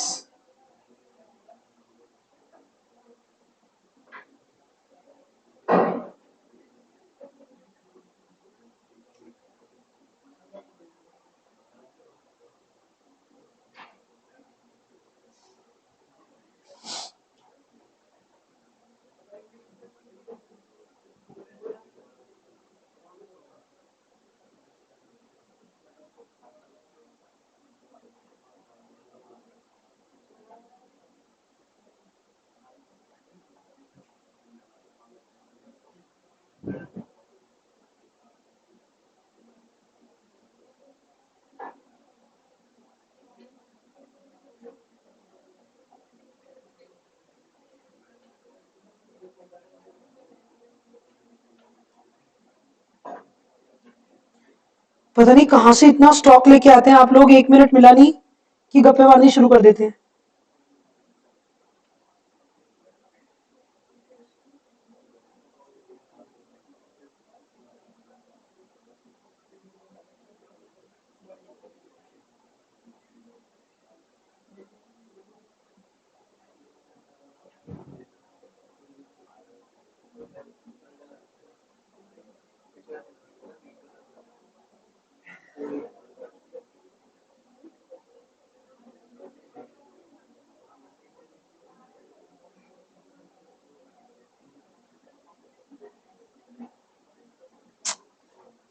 Trying to do something, नहीं हुआ, खैर छोड़ते हैं।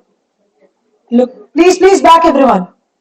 A quasi contract rests on the ground of equity that a person shall not be allowed to enrich himself unjustly at the expense of other. कोई भी इंसान दूसरे के नुकसान के मजे नहीं लेगा। Strictly speaking quasi contract are not contracts at all. क्यों? क्योंकि ना कोई ऑफर है ना कोई एक्सेप्टेंस है। And a contract is intentionally entered into, whereas quasi contract is created by law। बेटा डील्ड बाय लॉ है, हमने खुद एंटर नहीं किया, बट मानो या ना मानो मानना ही पड़ेगा। पर मैंने तो हमारा जो हमने इतनी देर से माथा मारा वो सारा पर्पस ही डिफेंड कर दिया तूने कि वो कॉन्ट्रैक्ट ही नहीं है।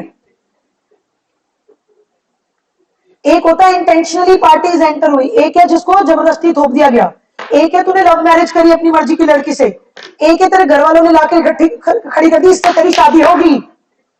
समझ आ गई बात? एक है तेरा प्यार, एक है तेरे घर वालों की मर्जी। समझ गया? ऐसे जाएगी अंदर। तो तेरा प्यार है कॉन्ट्रैक्ट, घर वालों की मर्जी है क्वासी कॉन्ट्रैक्ट। डन? चलिए बैक एवरीवन। एग्जाम्पल देख रहे हैं। A fruit parcel is delivered under a mistake to R who consumes the fruits thinking them as a birthday present. R must return the parcel और pay for the fruits although there is no contract between R and the true owner, yet he is bound to pay as the law regards it as a quasi contract. अच्छा, किसी को birthday आ रहा है हमारी class में? कोई है मई में जिसका बर्थडे हो? कोई भी नहीं है। जून में कब है बेटा? 25 जून को इसका बर्थडे है। ठीक है जी, मैंने नोट कर लिया बेटा। Try to understand. मेरी कोई इंटेंशन नहीं है इसके घर में केक वेक भिजवाने की। Try to understand. मेरे को तो बस याद है इसका 25 जून को बर्थडे है। अब बेटा इसके पड़ोस घर बराबर में भी किसी और का बर्थडे था, वहां पे मेरी एक फ्रेंड रहती है, मैंने तो उसके घर केक भिजवाया।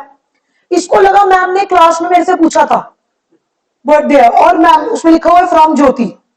उसको लगा ज्योति मैम जैसा तो इंसान नहीं, देखो कैसे टीचर है, केक भेज रही है घर पे, और खा गया। भाई क्या इसके और मेरे बीच में कॉन्ट्रैक्ट हुआ था कि मैं केक भिजवाऊंगी गलती से तुझे, और फिर तू खाएगा और फिर तू मुझे उसके पैसे देगा? But still it is deemed by law, क्योंकि वो केक तेरे लिए था। अगर तू खा गया तो तुझे उसकी क्या करनी पड़ेगी? पेमेंट। वो उसकी गलती है, उसने प्रिज्यूम किया, मैंने उसका नाम नहीं लिखा हुआ, एड्रेस नहीं लिखा हुआ। ही प्रिज्यूम्ड इट, गलती से वहां पे डिलीवर हो गया। कह रहे गलती तो डिलीवरी बॉय की, तो आप भी तो बोल सकते हो कि कहां से आया, कंफर्म कर सकते हो, या फिर ऐसे कोई भी कुछ भी आएगा खा जाओगे मांग के अपना। हफ्शी हो कतई। बोलिए।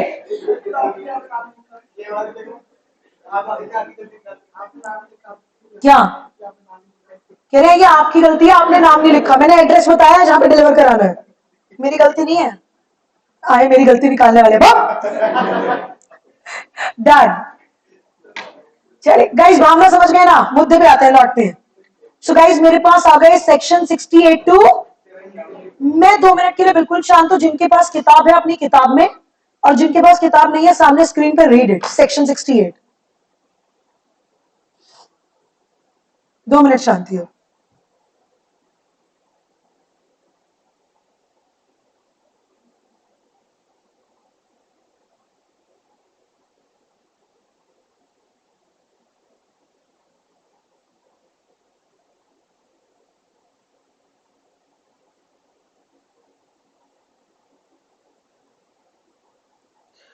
Please please please, this is my class. What's your name? Naman. मैं आपसे नमन करती हूँ, कृपा करिए।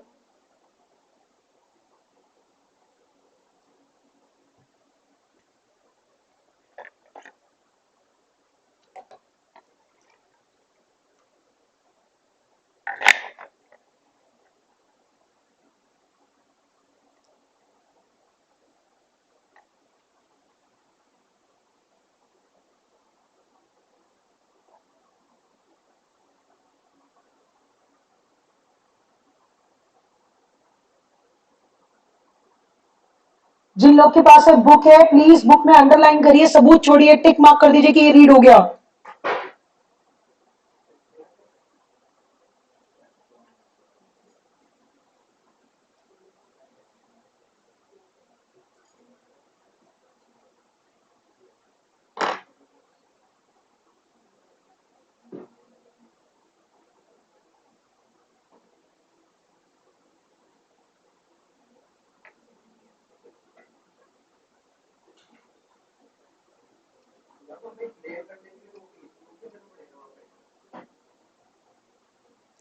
इतना आसान नहीं है ना।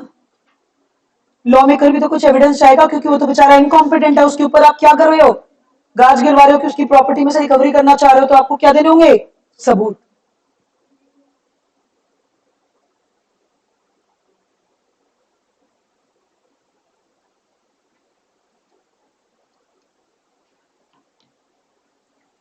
गाइस कितने लोगों ने रीड किया और उन्हें लगा मैम मजा आ गया, सब समझ आया, ईमानदारी से मजा आ गया, मतलब अब समझ में आई मेरी मेहनत जो हमने इतनी देर करी, उसके बाद इस पॉइंट की धज्जियां उड़ गई नहीं उड़ गई। एवरीवन देखिए एक बारी, section 68 of the Indian Contract Act 1872 provides that if a person incapable of entering into a contract or anyone, incapable कौन था, हर्ष पगला, or anyone whom he is legally bound to support, कौन था, पगली, मतलब उसकी बीवी या फिर उसकी बहन, जो पागल हो भी सकती है और नहीं भी, पागल के साथ रहते रहते हो भी जाते हैं और नहीं भी। डन, आगे बढ़ रहे हैं। Is supplied by another person, another person कौन है, Jyoti ma'am. Done, with necessaries suited to his condition in life, the person who has furnished necessaries, वो कौन है, मैं, is entitled to be reimbursed, is entitled to be reimbursed from the property of such incapable person, but at a reasonable rate and not at agreed। क्या crystal clear, इधर आइए। Example, A supplies be a lunatic or a minor with necessaries suitable to his condition in life. A is entitled to be reimbursed from B's property. To establish his claim, the supplier must prove not only that the goods were supplied to the person who was a minor or lunatic, but also that they were suitable to his actual requirements at the time of sale and delivery. Both the times. क्या दोनों बातें आ गई नहीं आ गई, बोलिए, क्या मैं मान लू ये क्रिस्टल क्लियर, पर मेरा स्वाद अभी भी पेट पूरा नहीं भरा, मैं चाहती हूं आप आइए मेरे साथ पेज नंबर, दौरे पड़ते हैं मुझे।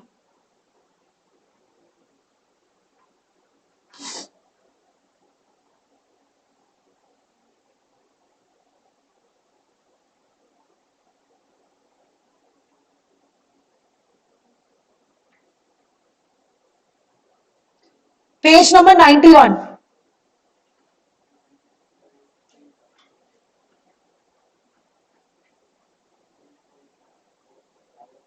और इससे पहले हम कौन से पेज पे थे, पेज नंबर 149। यहां पे 91 में लिख दो पॉइंट नंबर 2 के आगे रेफर पेज नंबर 149, और 149 पे जाके लिख दो refer page number 91।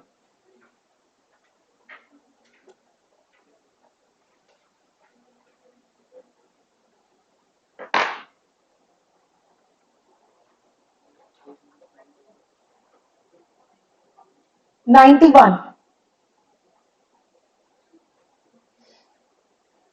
2 minutes yours, अपने आप पढ़िए page number 91 point number 2, 2 minutes yours।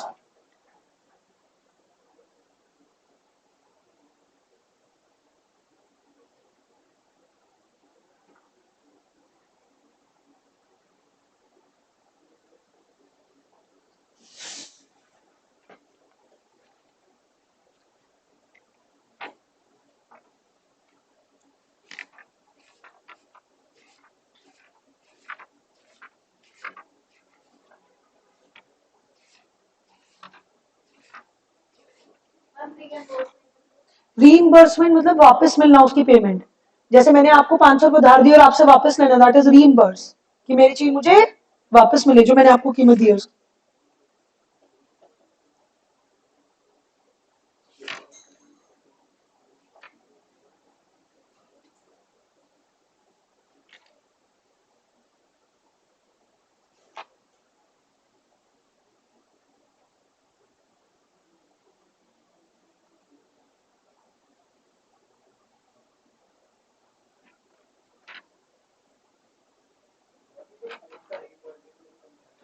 अभी पहले एक बार रीड कर लो, मैं 2 मिनट ब्रेक पे हूं अपने गले को, जब मैं रीड करने के लिए देती हूँ तो I am giving a rest to my throat, I read each and every line.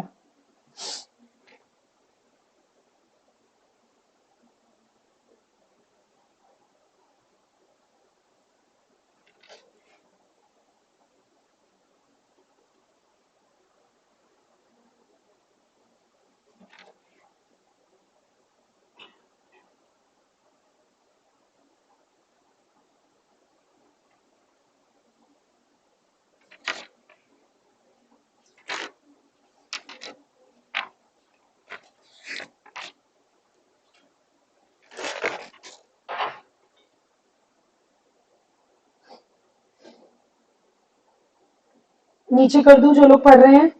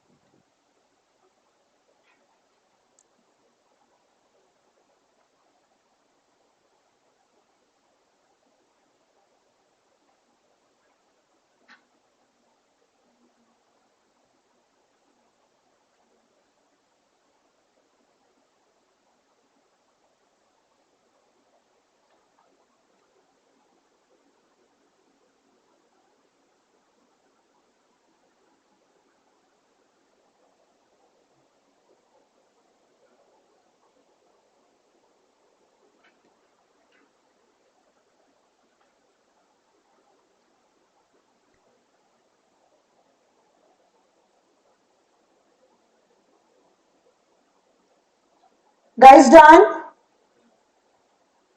Everyone start कर सकती हूं मैं? चलिए आराम से देखिए बेटा, a contract of for supply of necessaries to a minor or to those who are dependent upon him can be enforced against him, यानी कि उसे कोर्ट में लेकर जाया जा सकता है. The supplier of necessaries can claim reimbursement from the property of minor but not personally from the minor. उसे अपने घर में रख के झाड़ू पोछा नहीं लगवा सकते, बट उसकी प्रॉपर्टी में से रिकवरी कर सकते हैं. Necessaries are goods suitable to the condition in life of such minor or other person and to his actual requirement at the time of sale and delivery. Necessary goods need not belong to a class of useful goods but must satisfy the following condition. ऐसा नहीं कि वो useful goods ही होने चाहिए, कुछ भी हो सकता है भाई वो. They must be suitable to the position and financial status of minor, and they must be necessary both at the time of contract and at the time of delivery. मैंने करीना कपूर के बच्चों के लिए सिक्योरिटी गार्ड की बात करी, तो बेटा वो सिक्योरिटी गार्ड उनके फाइनेंशियल स्टेटस के हिसाब से क्या नेसेसरी हो सकता है, बट अगर मैं अपने बच्चे के लिए बोलूं तो हो सकता है ना हो. तो वो दोनों टाइम पे क्या होना चाहिए? नेसेसरी, और वो उनके स्टेटस के हिसाब से देख रहे हैं. किसी को कोई दिक्कत यहां तक? किसी ने ए पॉइंट में कोई दर्द बताया था, समझ में आता है? आपसे पूछ रही हूं, ठीक है done. It is to be kept in mind that supplier of necessary will have to prove that minor actually needed those goods and those were suitable to him. अच्छी बात है जी. नेसेसरी में गुड्स भी हो सकते हैं और सर्विसेज भी. Necessary goods are not confined to such articles as are necessary to support life, but extended to articles fit to maintain the particular person in a status and station नहीं है, status and degree of life in which he is. तो necessary goods का मतलब रोटी कपड़ा और मकान नहीं है. Anything which is required to maintain the standard of living, उसके स्टेटस को मेंटेन करने के लिए जरूरी है. इजी और नॉट? बोलिए बेटा. Services, certain services rendered to a minor are necessaries.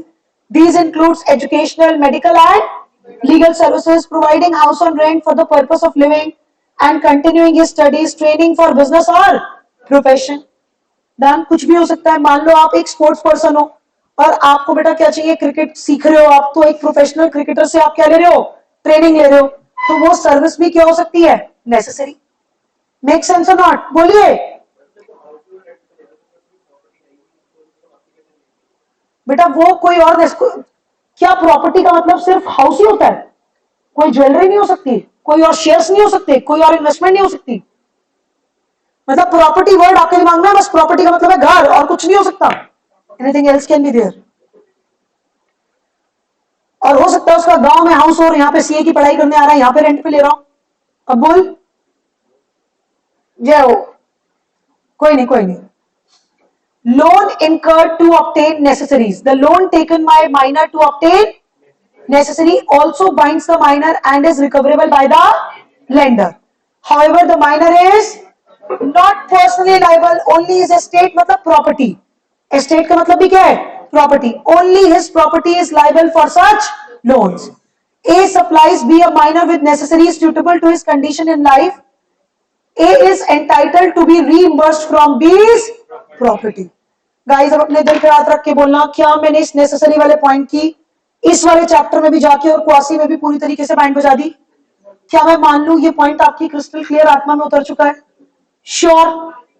हाँ जी बोलो बेटा।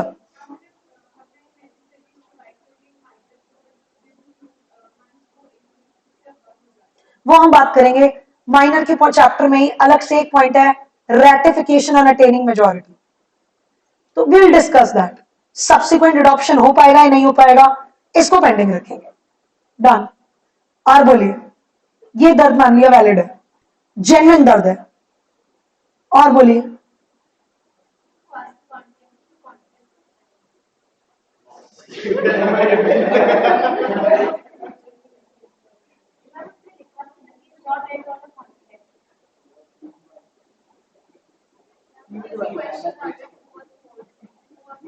ट्रू और फॉल्स नहीं पूछते हो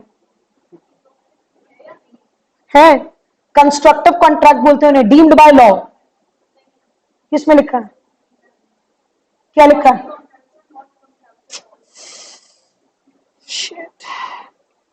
all is well Jyoti.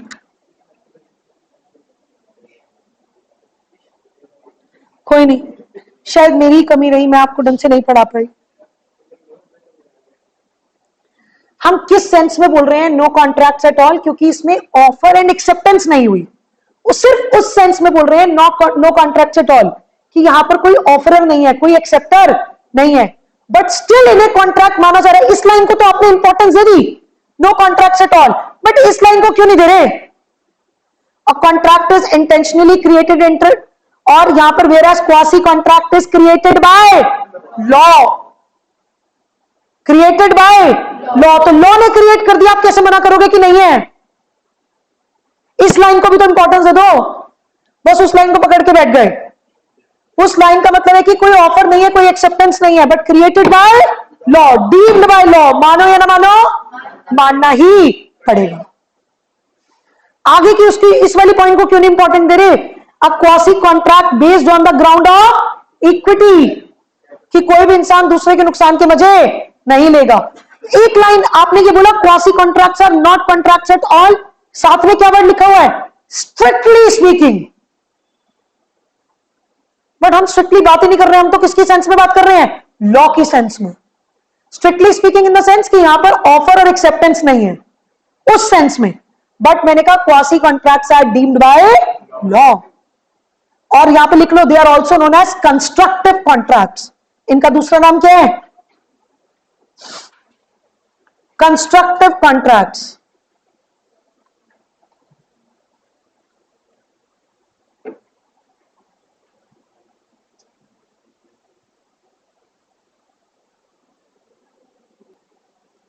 Done. कहने ये क्या हुआ, कुछ सीक्रेट है? चलिए चलिए, सो गाइस क्या मैं मान लूं कि आप लोग सारे जने मेरे साथ है? सप्लाई ऑफ नेसेसरीज,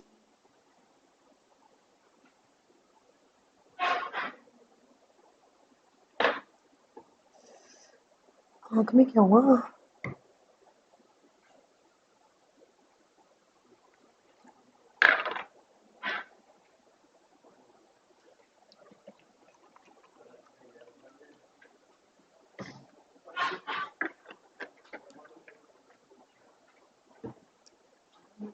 अरे मेरे को तो जेन्युइनली समझ में आता है पानी क्यों पीना है, आपको क्या प्यास लग गई? चलिए चलिए, खैर मजाक कर रही हूँ, प्लीज, प्यास तो किसी को भी लग सकती है। ठीक है बेटा, दर्द तो नहीं, कोई अंदर नाराज तो नहीं हो मेरे से? पक्का? अभी भी कोई टेंशन है तो बता दो, मैं रुक जाऊंगी। बता दो यार, देख लो, दिल पे नहीं लेके जाना। यहां से कमरे से जाओगे तो कोई डाउट नहीं होना चाहिए बाहर। चल रहा है अभी भी true false, no contract at all? आत्मा में क्लियर हो गया? बिल्कुल, दिल में नहीं, आत्मा में। दिल से भी ज्यादा इंपॉर्टेंट आत्मा। किसी का दिल भले ही दुखा देना, बट आत्मा कभी ना दुखाना। डन। चलिए, सो गाइस हम लोगों ने आते ही बात करी थी, ओए होए हंसने की बात नहीं है, चलो लाटो लाटो। हमने आते ही बात करी थी क्वासी कॉन्ट्रैक्ट, याद है बेटा? क्वासी में हमने एक वर्ड की बैंड बजा दी, कौन सा वाला? Supply of necessaries section 68। अरे मैं कहूं ये क्या हुआ?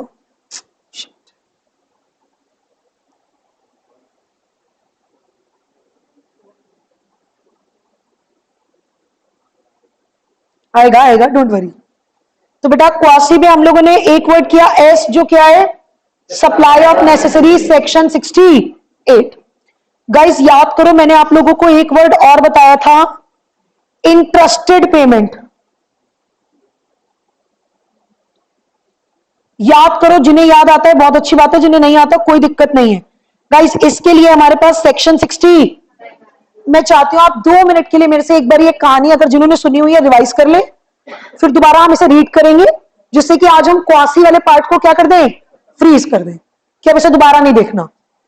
गाइस मान लो ये एक मॉल है, याद करो इस मॉल में बहुत सारी दुकानें हैं, shop number 1, shop number 2, shop number 3, 4, 5, 6।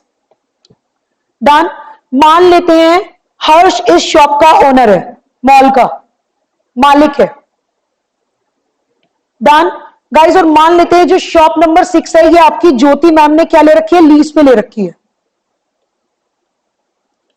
और ज्योति मैम इस शॉप पे रोज के बेटा 10 लाख रुपए को छाप रही है। डन, धंधा बढ़िया चल रहा है, बहुत मस्त काम चल रहा है। हर्ष इस मॉल का ओनर है। अब एक बार बताओ, जो गवर्नमेंट को टैक्सेस पे करने हैं प्रॉपर्टी पे, वो कौन पे करना, किसकी ड्यूटी है? गवर्नमेंट को टैक्सेस पे करना प्रॉपर्टी के ऊपर किसकी ड्यूटी है? ओनर की। ओनर कौन? हर्ष। बट हर्ष नालायक, पे नहीं कर रहा। हर्ष पे नहीं कर रहा, गवर्नमेंट कह रही है कि मैं इसको सील कर रही हूं। गाइस अब कह रहा कर लो जो करना है, देखा जाएगा। अब इसको तो इतना दर्द नहीं हो रहा जितना दर्द किसे हो रहा है, मुझे हो रहा है, क्योंकि मैं रोज के वहां से 10 लाख रुपए छाप रही हूं। मैं गई गवर्नमेंट के पास, मैं कहती हूं कि क्या कर देती हूं, मैं पे कर देती हूं, टैक्सेस कितने देने, 2 करोड़ रुपए लो जी मेरे से ले लो। जस्ट एन एग्जाम्पल, क्योंकि मुझे दिख रहा है यार मैं रोज के क्या कमा रही हूं, यहां से 10 लाख रुपए, 2 करोड़ रुपए टैक्सेस मैं पे कर रही हूं। क्या वो टैक्सेस पे करना मेरी जिम्मेवारी थी? पे करना जिम्मेवारी किसी, मैंने पे करे क्योंकि मेरा उसमें क्या था, कोई इंटरेस्ट था। क्या मेरे और हर्ष के बीच में कॉन्ट्रैक्ट हुआ था कि मैं पेमेंट कर दूं फिर हर्ष मुझे करेगा? But it is also deemed by law कि अगर मैंने किसी और के बिहाफ पे लॉफुल पेमेंट कर दी है, जो पेमेंट करना जिम्मेवारी किसी और की थी, तो मैं उससे क्या कर सकती हूं, बाद में एडजस्ट या रिकवरी कर सकती हूं। क्या ये कहानी समझ में आती है? कितने लोग हैं जिन्होंने मेरे से पहली बार सुनी? बाकी पूरी क्लास ने ये कहानी मेरे से पहले भी सुनी हुई है। इन तीनों बच्चों से पूछती हूँ कि आपको समझ में आता है, ये लॉजिक समझ में आ रहा है कि पेमेंट कर दी बेटा किसने, ज्योति मैम ने, वो पेमेंट कर दी जो उनकी जिम्मेवारी नहीं थी, जिम्मेवारी किसी और की थी। तो क्या ज्योति मैम और हर्ष के बीच में कॉन्ट्रैक्ट हुआ था कि आप पेमेंट कर दो मैं आपको बाद में दूंगा? नहीं, स्टिल हमारे बीच में कॉन्ट्रैक्ट आ गया। कौन सा कॉन्ट्रैक्ट? Quasi contract. मानो या ना मानो, deemed by law, sorry, deemed by no offer, no acceptance, still a valid contract comes into a picture. मैं चाहती हूं आप लोग चीते होके मेरे साथ पॉइंट नंबर 2 अपने आप पढ़िए, जिनके पास बुक है बुक में से, बाकी लोग ऐसे ही पढ़िए।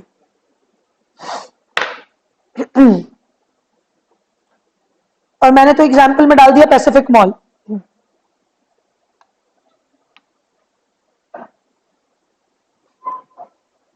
1 minute yours.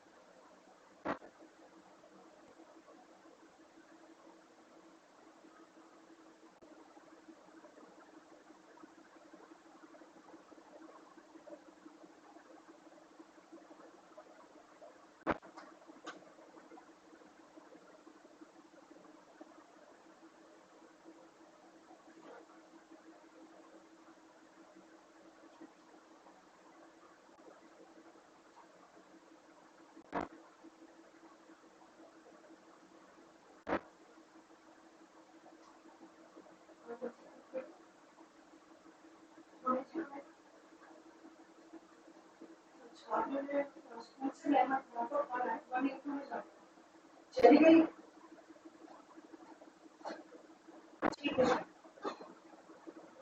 आज उसकी छुट्टी ना लेट थी, 12 बजे होती है।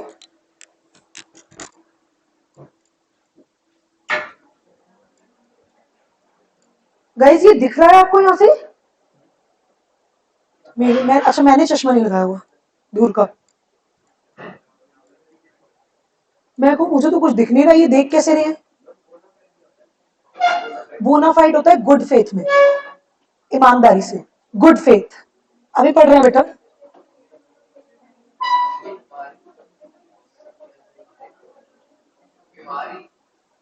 बीमारी बोनाफाइड, मुझे नहीं पता, मैं तो पहली बार सुन रही हूँ बोनाफाइड बीमारी। गूगल बाबा जिंदाबाद, देख लेते हैं। बोनाफाइड डिसीज, एक होता है मालाफाइड, वो होता है बैड फेथ। एक होता है बोनाफाइड, वो होता है गुड फेथ। ये आज मैं पहली बार सुन रही हूँ। बोनाफाइड डिसीज,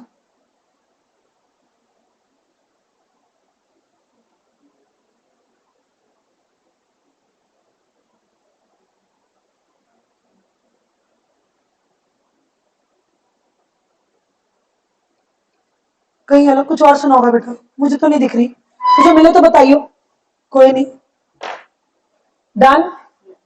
बोनाफाइड मतलब एक तरीके से जेन्युइन, गुड फेथ। पढ़े बेटा। Payment by an interested person, section 69। 68 आपकी आत्मा में था, नेसेसरी। 69 देखिए, 69 के कीवर्ड्स की समरी बनवा देना मेरे को, मजा तब आएगा। 69 के कीवर्ड्स की समरी बनवा देना। A person who is interested in the payment of money which another is bound by law to pay. Jyoti ma'am is interested in payment, but another is bound by law to pay. कौन है वो? हर्ष। And who therefore pays it. Jyoti ma'am ने पे कर दिया क्योंकि उनका क्या है? Interest. Is entitled to be reimbursed by the another. तो मैं ज्योति मैम हर्ष से क्या हो सकती है? Reimburse. However, it is necessary to prove that. 4 keywords है। पहला, the payment made by the person should be bona fide for the protection of his own interest. मतलब गुड फेथ में करिए अपना इंटरेस्ट प्रोटेक्ट करने के लिए कि शॉप खाली ना हो, मेरा धंधा चलता रहे। तो बेटा सबसे पहली बात क्या होनी चाहिए? गुड फेथ में पेमेंट क्या होनी चाहिए? पेमेंट क्या होनी चाहिए? गुड फेथ में। अभी देखा दूंगी। डन। दूसरा पॉइंट क्या है? Payment should not be a voluntary payment. इस लाइन का क्या मतलब है? कि ऐसे अपनी मर्जी से पैसे दे रहे हैं, ऐसा तो नहीं है कोई कंपलसरी पेमेंट थी। टैक्सेस क्या थे? कंपलसरी पेमेंट थी, कोई वॉलंटरी थोड़ी ना है कि ऐसे ही कहीं पर दान पुण्य करना, उसके बिहाफ पे जाके दान पुण्य कर रहे हैं।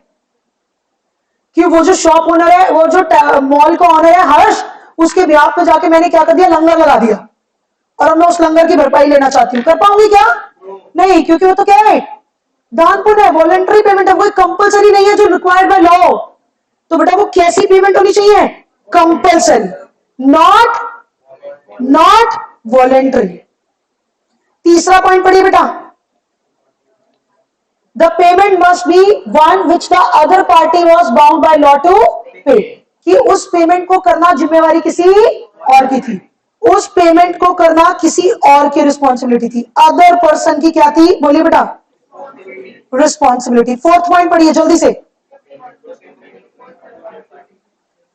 क्या पेमेंट हमने उसी पर्सन को करी है या किसी और को करी है? गवर्नमेंट। तो पेमेंट किसको करनी है? Third party. Third party. Raje एक मिनट जरा मेरे साथ देखना। क्या आप अगर देख पा रहे हो, चारों में ही हम किसके बारे में बात करने वाले हैं? पेमेंट। चारों पॉइंट्स में किसके बारे में बात करने वाले हैं? पेमेंट। पहला, पेमेंट कैसी होनी चाहिए? दूसरा, पेमेंट क्या होनी चाहिए? Compulsory, not voluntary. तीसरा, पेमेंट अदर पर्सन की रिस्पॉन्सिबिलिटी हो। चौथा, पेमेंट किसको की जा रही हो? और आप हमारे वाला एग्जाम्पल अपने दिल में उतारो, मॉल वाला। पेमेंट करी हमने गुड फेथ में, पेमेंट करी हमने, जो हम क्या कर रहे हैं? टैक्सेस पे कर रहे हैं गुड फेथ में। क्या वो कंपल्सरी थी? यस। वॉलंटरी तो नहीं थी। क्या पेमेंट पे करना किसी और की रिस्पॉन्सिबिलिटी थी? यस, मॉल के ऑनर की। क्या पेमेंट हम किसी थर्ड पार्टी को कर रहे हैं? Yes, government. तो अपने एग्जाम्पल से याद रखो, चारों पॉइंट आपके दिमाग में जाते हैं। Compulsory keywords, good faith, compulsory, और बेटा रिस्पॉन्सिबिलिटी, अदर पर्सन, और चौथा payment made to a third party. Easy और नॉट एवरीवन, कहानी आत्मा में। अब मेरे साथ फिर से आइए जरा, एक बार ये वाला एग्जाम्पल देखते हैं। B holds land in Bengal on a lease granted by A the जमींदार, the revenue payable by A to the government being in arrear, वो टैक्स, रेवेन्यू मतलब टैक्स, जो A को पे करना था गवर्नमेंट को, वो एरियर में था यानी कि ड्यू था। His land is advertised for sale by the government. Under the revenue law, the consequence of the sale will be, B की लीज भी क्या हो जाएगी, एनलमेंट मतलब cancel. B to prevent the sale, B नहीं चाहता कि क्या हो, मेरी लीज कैंसिल हो, and the consequent annulment कि मेरी लीज कैंसिल ना हो, pays to the government the sum due from A. A is bound to make good to B the amount so paid. क्या सिमिलर एग्जांपल है या नहीं है? मैंने मॉल की कहानी रची, यहाँ पे कुछ और है कहानी, बट क्या सिमिलर है या नहीं है? आत्मा में जाता है या नहीं जाता? बोलिए एवरीवन, क्या यहां पर भी जो पेमेंट हो रही है गुड फेथ में हो रही है? यस। क्या जो पेमेंट हो रही है वो कंपलसरी पेमेंट है या नहीं है? यस। क्या उसको पे करना किसी और की जिम्मेवारी थी या नहीं थी? यस। क्या हम पेमेंट थर्ड पार्टी को कर रहे हैं नहीं कर रहे? यस, गवर्नमेंट को कर रहे हैं। इजी और नॉट, ईमानदारी से बोलिएगा। तो गाइस, मैंने जब आप लोगों को बोला क्वासी, प्लीज एवरीवन, हम लर्न करने पे लगे हुए हैं कौन सा वर्ड? क्वासी। क्या मैं मान लू एस और आई की बैंड बज गई? Supply of necessary section 68, interested payment section 69। Easy और नॉट? पक्की बात बेटा। फिर उसके बाद बहुत ही टुच्चा पॉइंट है एक,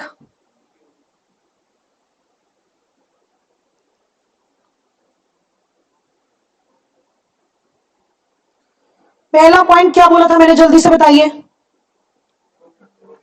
क्वासी, जल्दी से बताओगे मुझे, क्यों करते हो मिस्टेक? याद करो, याद करो प्लीज, अभी मिस्टेक की बात करेंगे, बस अभी मिस्टेक की बात करेंगे। सेक्शन 72, यहां पे एक वर्ड और है कोर्जन, मैं उसकी बात नहीं करूंगी। जब मैं आपको पढ़ाऊंगी कौन सा चैप्टर, फ्री कंसेंट, जब कोर्जन की कहानी रच दूंगी तब उस वर्ड को डिस्कस करेंगे। अभी सिर्फ कौन सा वर्ड बात कर रहे हैं, मिस्टेक। मैंने आपको एक ब्यूटीफुल एग्जांपल दिया था, जो लोग नहीं थे वो ध्यान से सुनेंगे, जो थे वो रिवाइज करेंगे।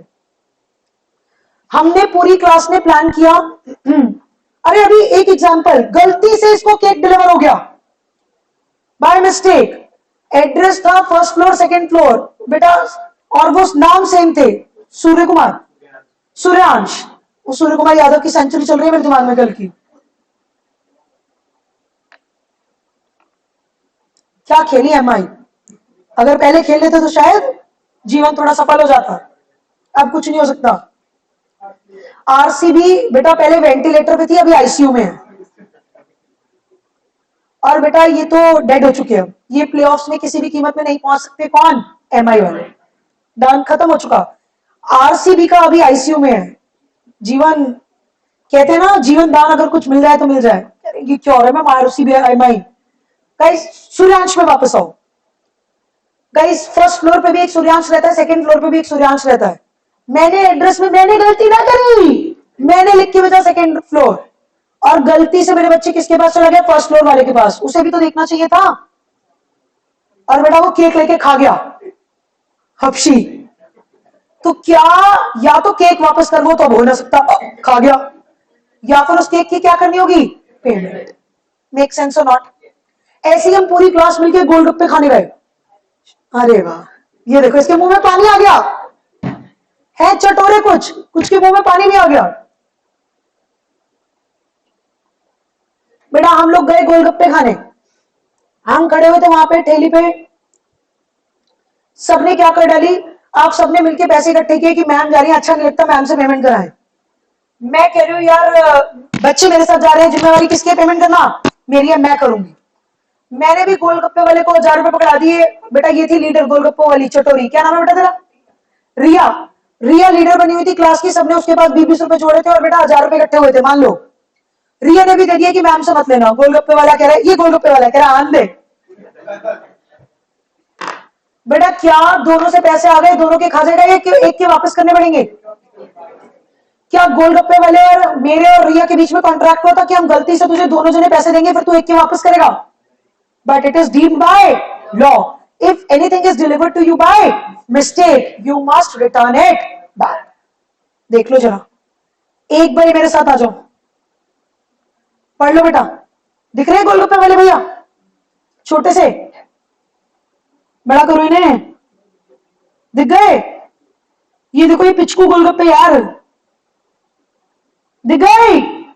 देख लो, a person to whom money has been paid और एनीथिंग डिलीवर्ड बाय मिस्टेक, अभी मैं अंडर कोर्शन की बात नहीं कर रही हूं, मस्ट रीपे और रिटर्न इट।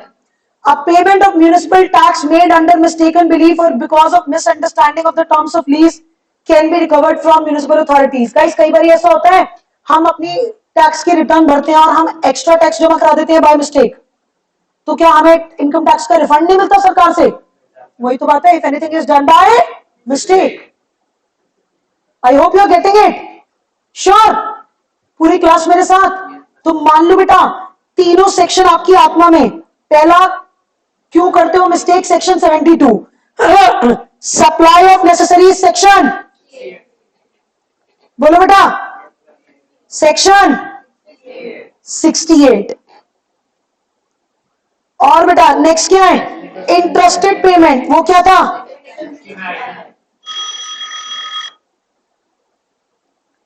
वो क्या था राजेश? सेक्शन 69। और फिर मेरे बच्चे क्या है? अनचाहा non gratuitous act,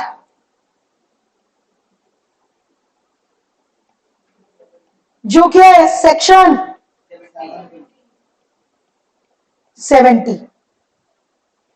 अनचाहा non gratuitous act जो क्या है? सेक्शन 70।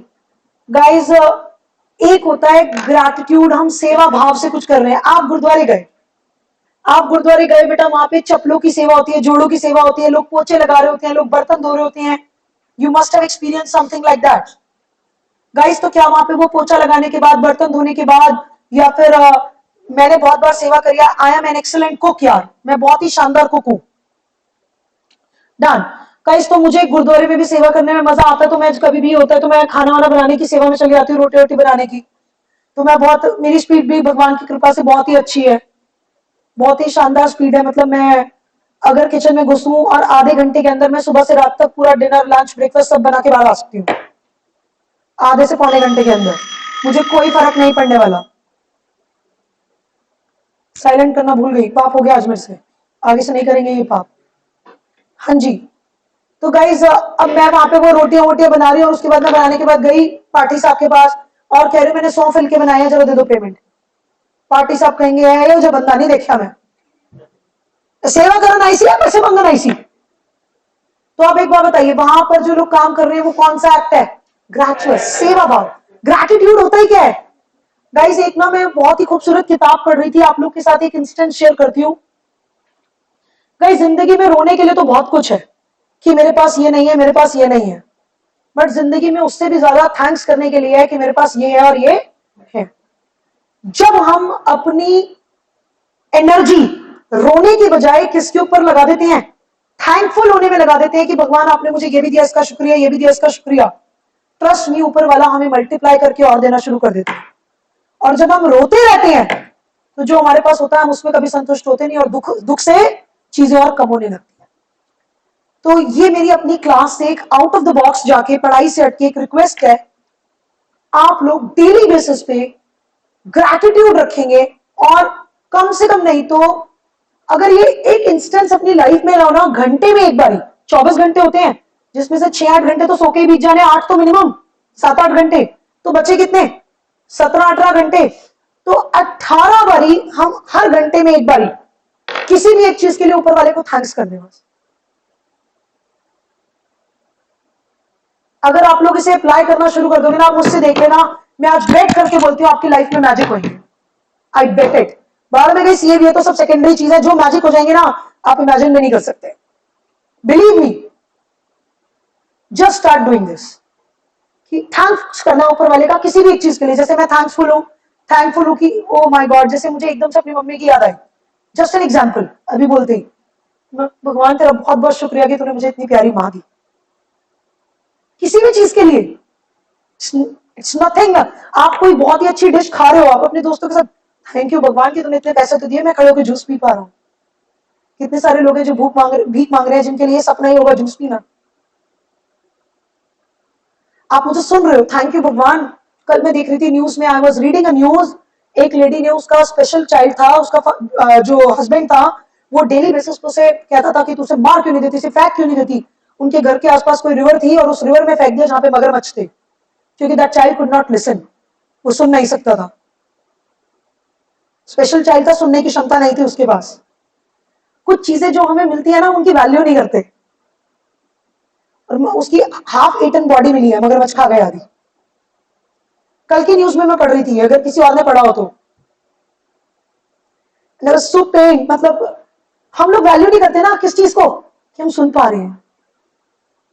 सुनने की कीमत उससे पूछो जिसने कभी आवाज ही नहीं सुनी क्या होती है। हम वैल्यू नहीं करते, हम देख पा रहे हैं। कभी ब्लाइंड स्कूल विजिट करो, आई विजिट समटाइम्स। जब उन लोगों को देखती हो ना, तो ऐसा पेन होता है, मैं आपको बता नहीं सकती। But we never value these things. हम तो नीता अंबानी का लहंगा देख के रो रहे हैं, उसने 100 करोड़ रुपए का लहंगा पहन लिया, हम तो इसी में बर्दाश्त नहीं हो रहा हमारे से। बट जो हमारे पास है, we must be thankful. Done बेटा। तो खैर मैं इमोशनल हो गई, कौन से वर्ड का मीनिंग समझाने के लिए आपको, ग्रैटिट्यूड। तो एक होते हैं ग्रैचुअस एक्ट जो सेवा भाव से किए जाते हैं, और एक होते हैं नॉन ग्रैचुअस एक्ट। गाइस मैंने एक बहुत शानदार एग्जांपल दिया था कि मान लो मैं एक सेल्समैन हूं, जस्ट एन एग्जांपल, ये था सेल्समैन। मान लो ये एक सेल्समैन है, इसने मेरे घर की घंटी बजाई, मैंने नहीं कुछ नहीं चाहिए, कह रहा मैडम पानी पिला दो। बेटा ये पानी पीने के लिए मैंने इसको बॉटल दी, पानी पी रहा है, इसने अपने कंधे में जो बैग टांगे हुए थे नीचे रखे। गाइस एक साइड का तो टांगा और चला गया, दूसरे साइड का टांगना भूल गया। मैंने खोला, उसमें एमटीआर के इडली के पैकेट थे बहुत सारे। मैं तो बेटा साउथ इंडियन फूड की दीवानी, मैंने सारे काटे और बना के खा गई, चाहे मैंने कहा हफ्ते भर खाना ना खाऊं मैं। गाइस जैसे थोड़ी देर बाद याद आया और ये वापस आया, हाय मेरे इडली के पैकेट रह गए, मेरी वो बैग रह गया। गाइस मेरे पास आया, मैंने कहा कौन सी इडली, कैसे इडली, मैं तो अभी बेटा हजम कर रही हूं उन्हें। क्या मुझे इसे पेमेंट करनी पड़ेगी या नहीं, या तो इसके इडली के पैकेट वापस करूं या पेमेंट करूं, क्योंकि जो इसका एक्ट था, क्या वो मेरे को गिफ्ट करके गया था, कैसा एक्ट था वो, नॉन ग्रेचुअस एक्ट। एक सेकंड मेरे साथ प्लीज, इट्स अ रिक्वेस्ट। पढ़िए पॉइंट नंबर 3, रीड इट। आप लोग रीड कर रहे हैं पॉइंट नंबर 3।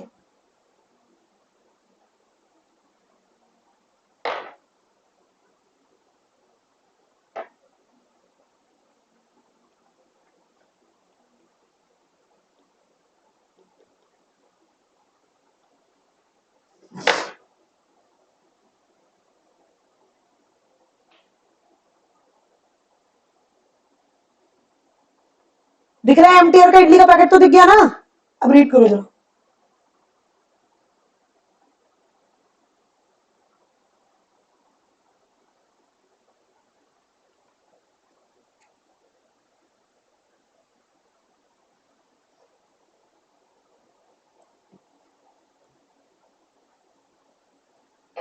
गाइस मैं रीड करूं, where a person lawfully does anything for another person or delivers anything to him, not intending to do so gratuitously, and other person enjoys the benefit thereof, the latter is bound to make the compensation to the former or to restore the things so done or delivered.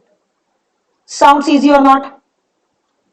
Guys आप लोग को अगर याद आता हो तो वो भी एक एग्जाम्पल था, मैं रिपीट करती हूँ, कुली। कि मैं रेलवे स्टेशन पे उतरी, कुली ने मेरा सामान उठाया और अपने सर पे टांगा, मैंने उसे रोका नहीं, और बेटा मेरे पीछे पीछे चलता गया, और मेरी गाड़ी में उसने सामान रखवा दिया, और मैंने कहा थैंक यू। उसने कहा पैसे, मैंने कहा किस बात के पैसे, मैंने कहा था, बट जब उसने उठाया तो मैंने उसे रोका तो नहीं ना। और क्या वो कुली है जो उसने वो ग्रेचुअस, उसका ये सेवा भाव तो नहीं चल रहा ना कि वो ऐसे लोगों की हेल्प कर रहा है, उसका काम है ही not intending to do so gratuitously. वो क्या चाहता है कि जब मैं ये काम करूं तो मुझे क्या मिले, पेमेंट मिले। तो अगर उसने सर्विस दी है और मैंने उस सर्विस का बेनिफिट उठाया है, तो क्या मुझे उसे कंपनसेशन देना पड़ेगा या नहीं, यस। पढ़ लो, thus follows that for a suit to succeed the plaintiff must prove क्या, that he had done, the actor had delivered the thing lawfully, जैसे कुली प्रूव करेगा कि उसने ये एक एक्ट करा है लीगली और उसकी कोई सेवा भाव नहीं थी और सामने वाली पार्टी ने क्या उठाया है, बेनिफिट। साउंड्स इजी और नॉट? ईमानदारी से बोलना, क्रिस्टल क्लियर आत्मा में जाता है। गाइस सिर्फ एक पॉइंट बचा जिसके हम रीडिंग नेक्स्ट क्लास में पढ़ेंगे, आपका होमवर्क रहेगा, मैं 1 मिनट शॉर्ट में बात कर रही हूं। Our responsibility of finder of goods. Guys मेरा सेलफोन खो गया और ये सूर्यांश को पा गया, क्या सूर्यांश और मेरे बीच में कॉन्ट्रैक्ट हुआ है, मेरा सेलफोन खोएगा तुझे पाएगा फिर तू मुझे वापस करने आएगा। It's a contract deemed by law कि फाइंडर ऑफ गुड्स को ट्रू ओनर को ढूंढना और उसे गुड्स क्या करने हैं, वापस। गाइस मेरी प्रेग्नेंट गाय खो गई, हर्ष को पा गई, क्या हर्ष और मेरे बीच में कॉन्ट्रैक्ट हुआ है कि मेरी गाय खोएगी और तू मुझे वापस करने आएगा? गाइस हर्ष के यहां पे मेरी गाय ने खूबसूरत बछड़े को जन्म दिया, हर्ष गाय तो वापस करने को तैयार है, बछड़ा नहीं दे रहा। क्या लगता है गुड्स भी वापस करने होंगे और अगर उनके अंदर कोई एडिशन हुआ है वो भी देना होगा? बेटा लॉ मेकर ने भी यही कहा, गुड्स तो दोगे ही दोगे, अगर उसके अंदर कोई एक्रीशन कोई एडिशन हुआ है तो वो भी वापस करना होगा। क्या आप लोग मेरे साथ या नहीं? अब एक और एग्जांपल सुनो, मान लो मुझे टमाटर का ठेला पा गया एक, मैं अब घर के बाहर बेटा टमाटर का ठेला देख रहे हैं, कोई लेके जाएगा कोई लेके ही नहीं जा रहा। गाइस अब ये कैसे गुड्स हैं, पेरिशेबल।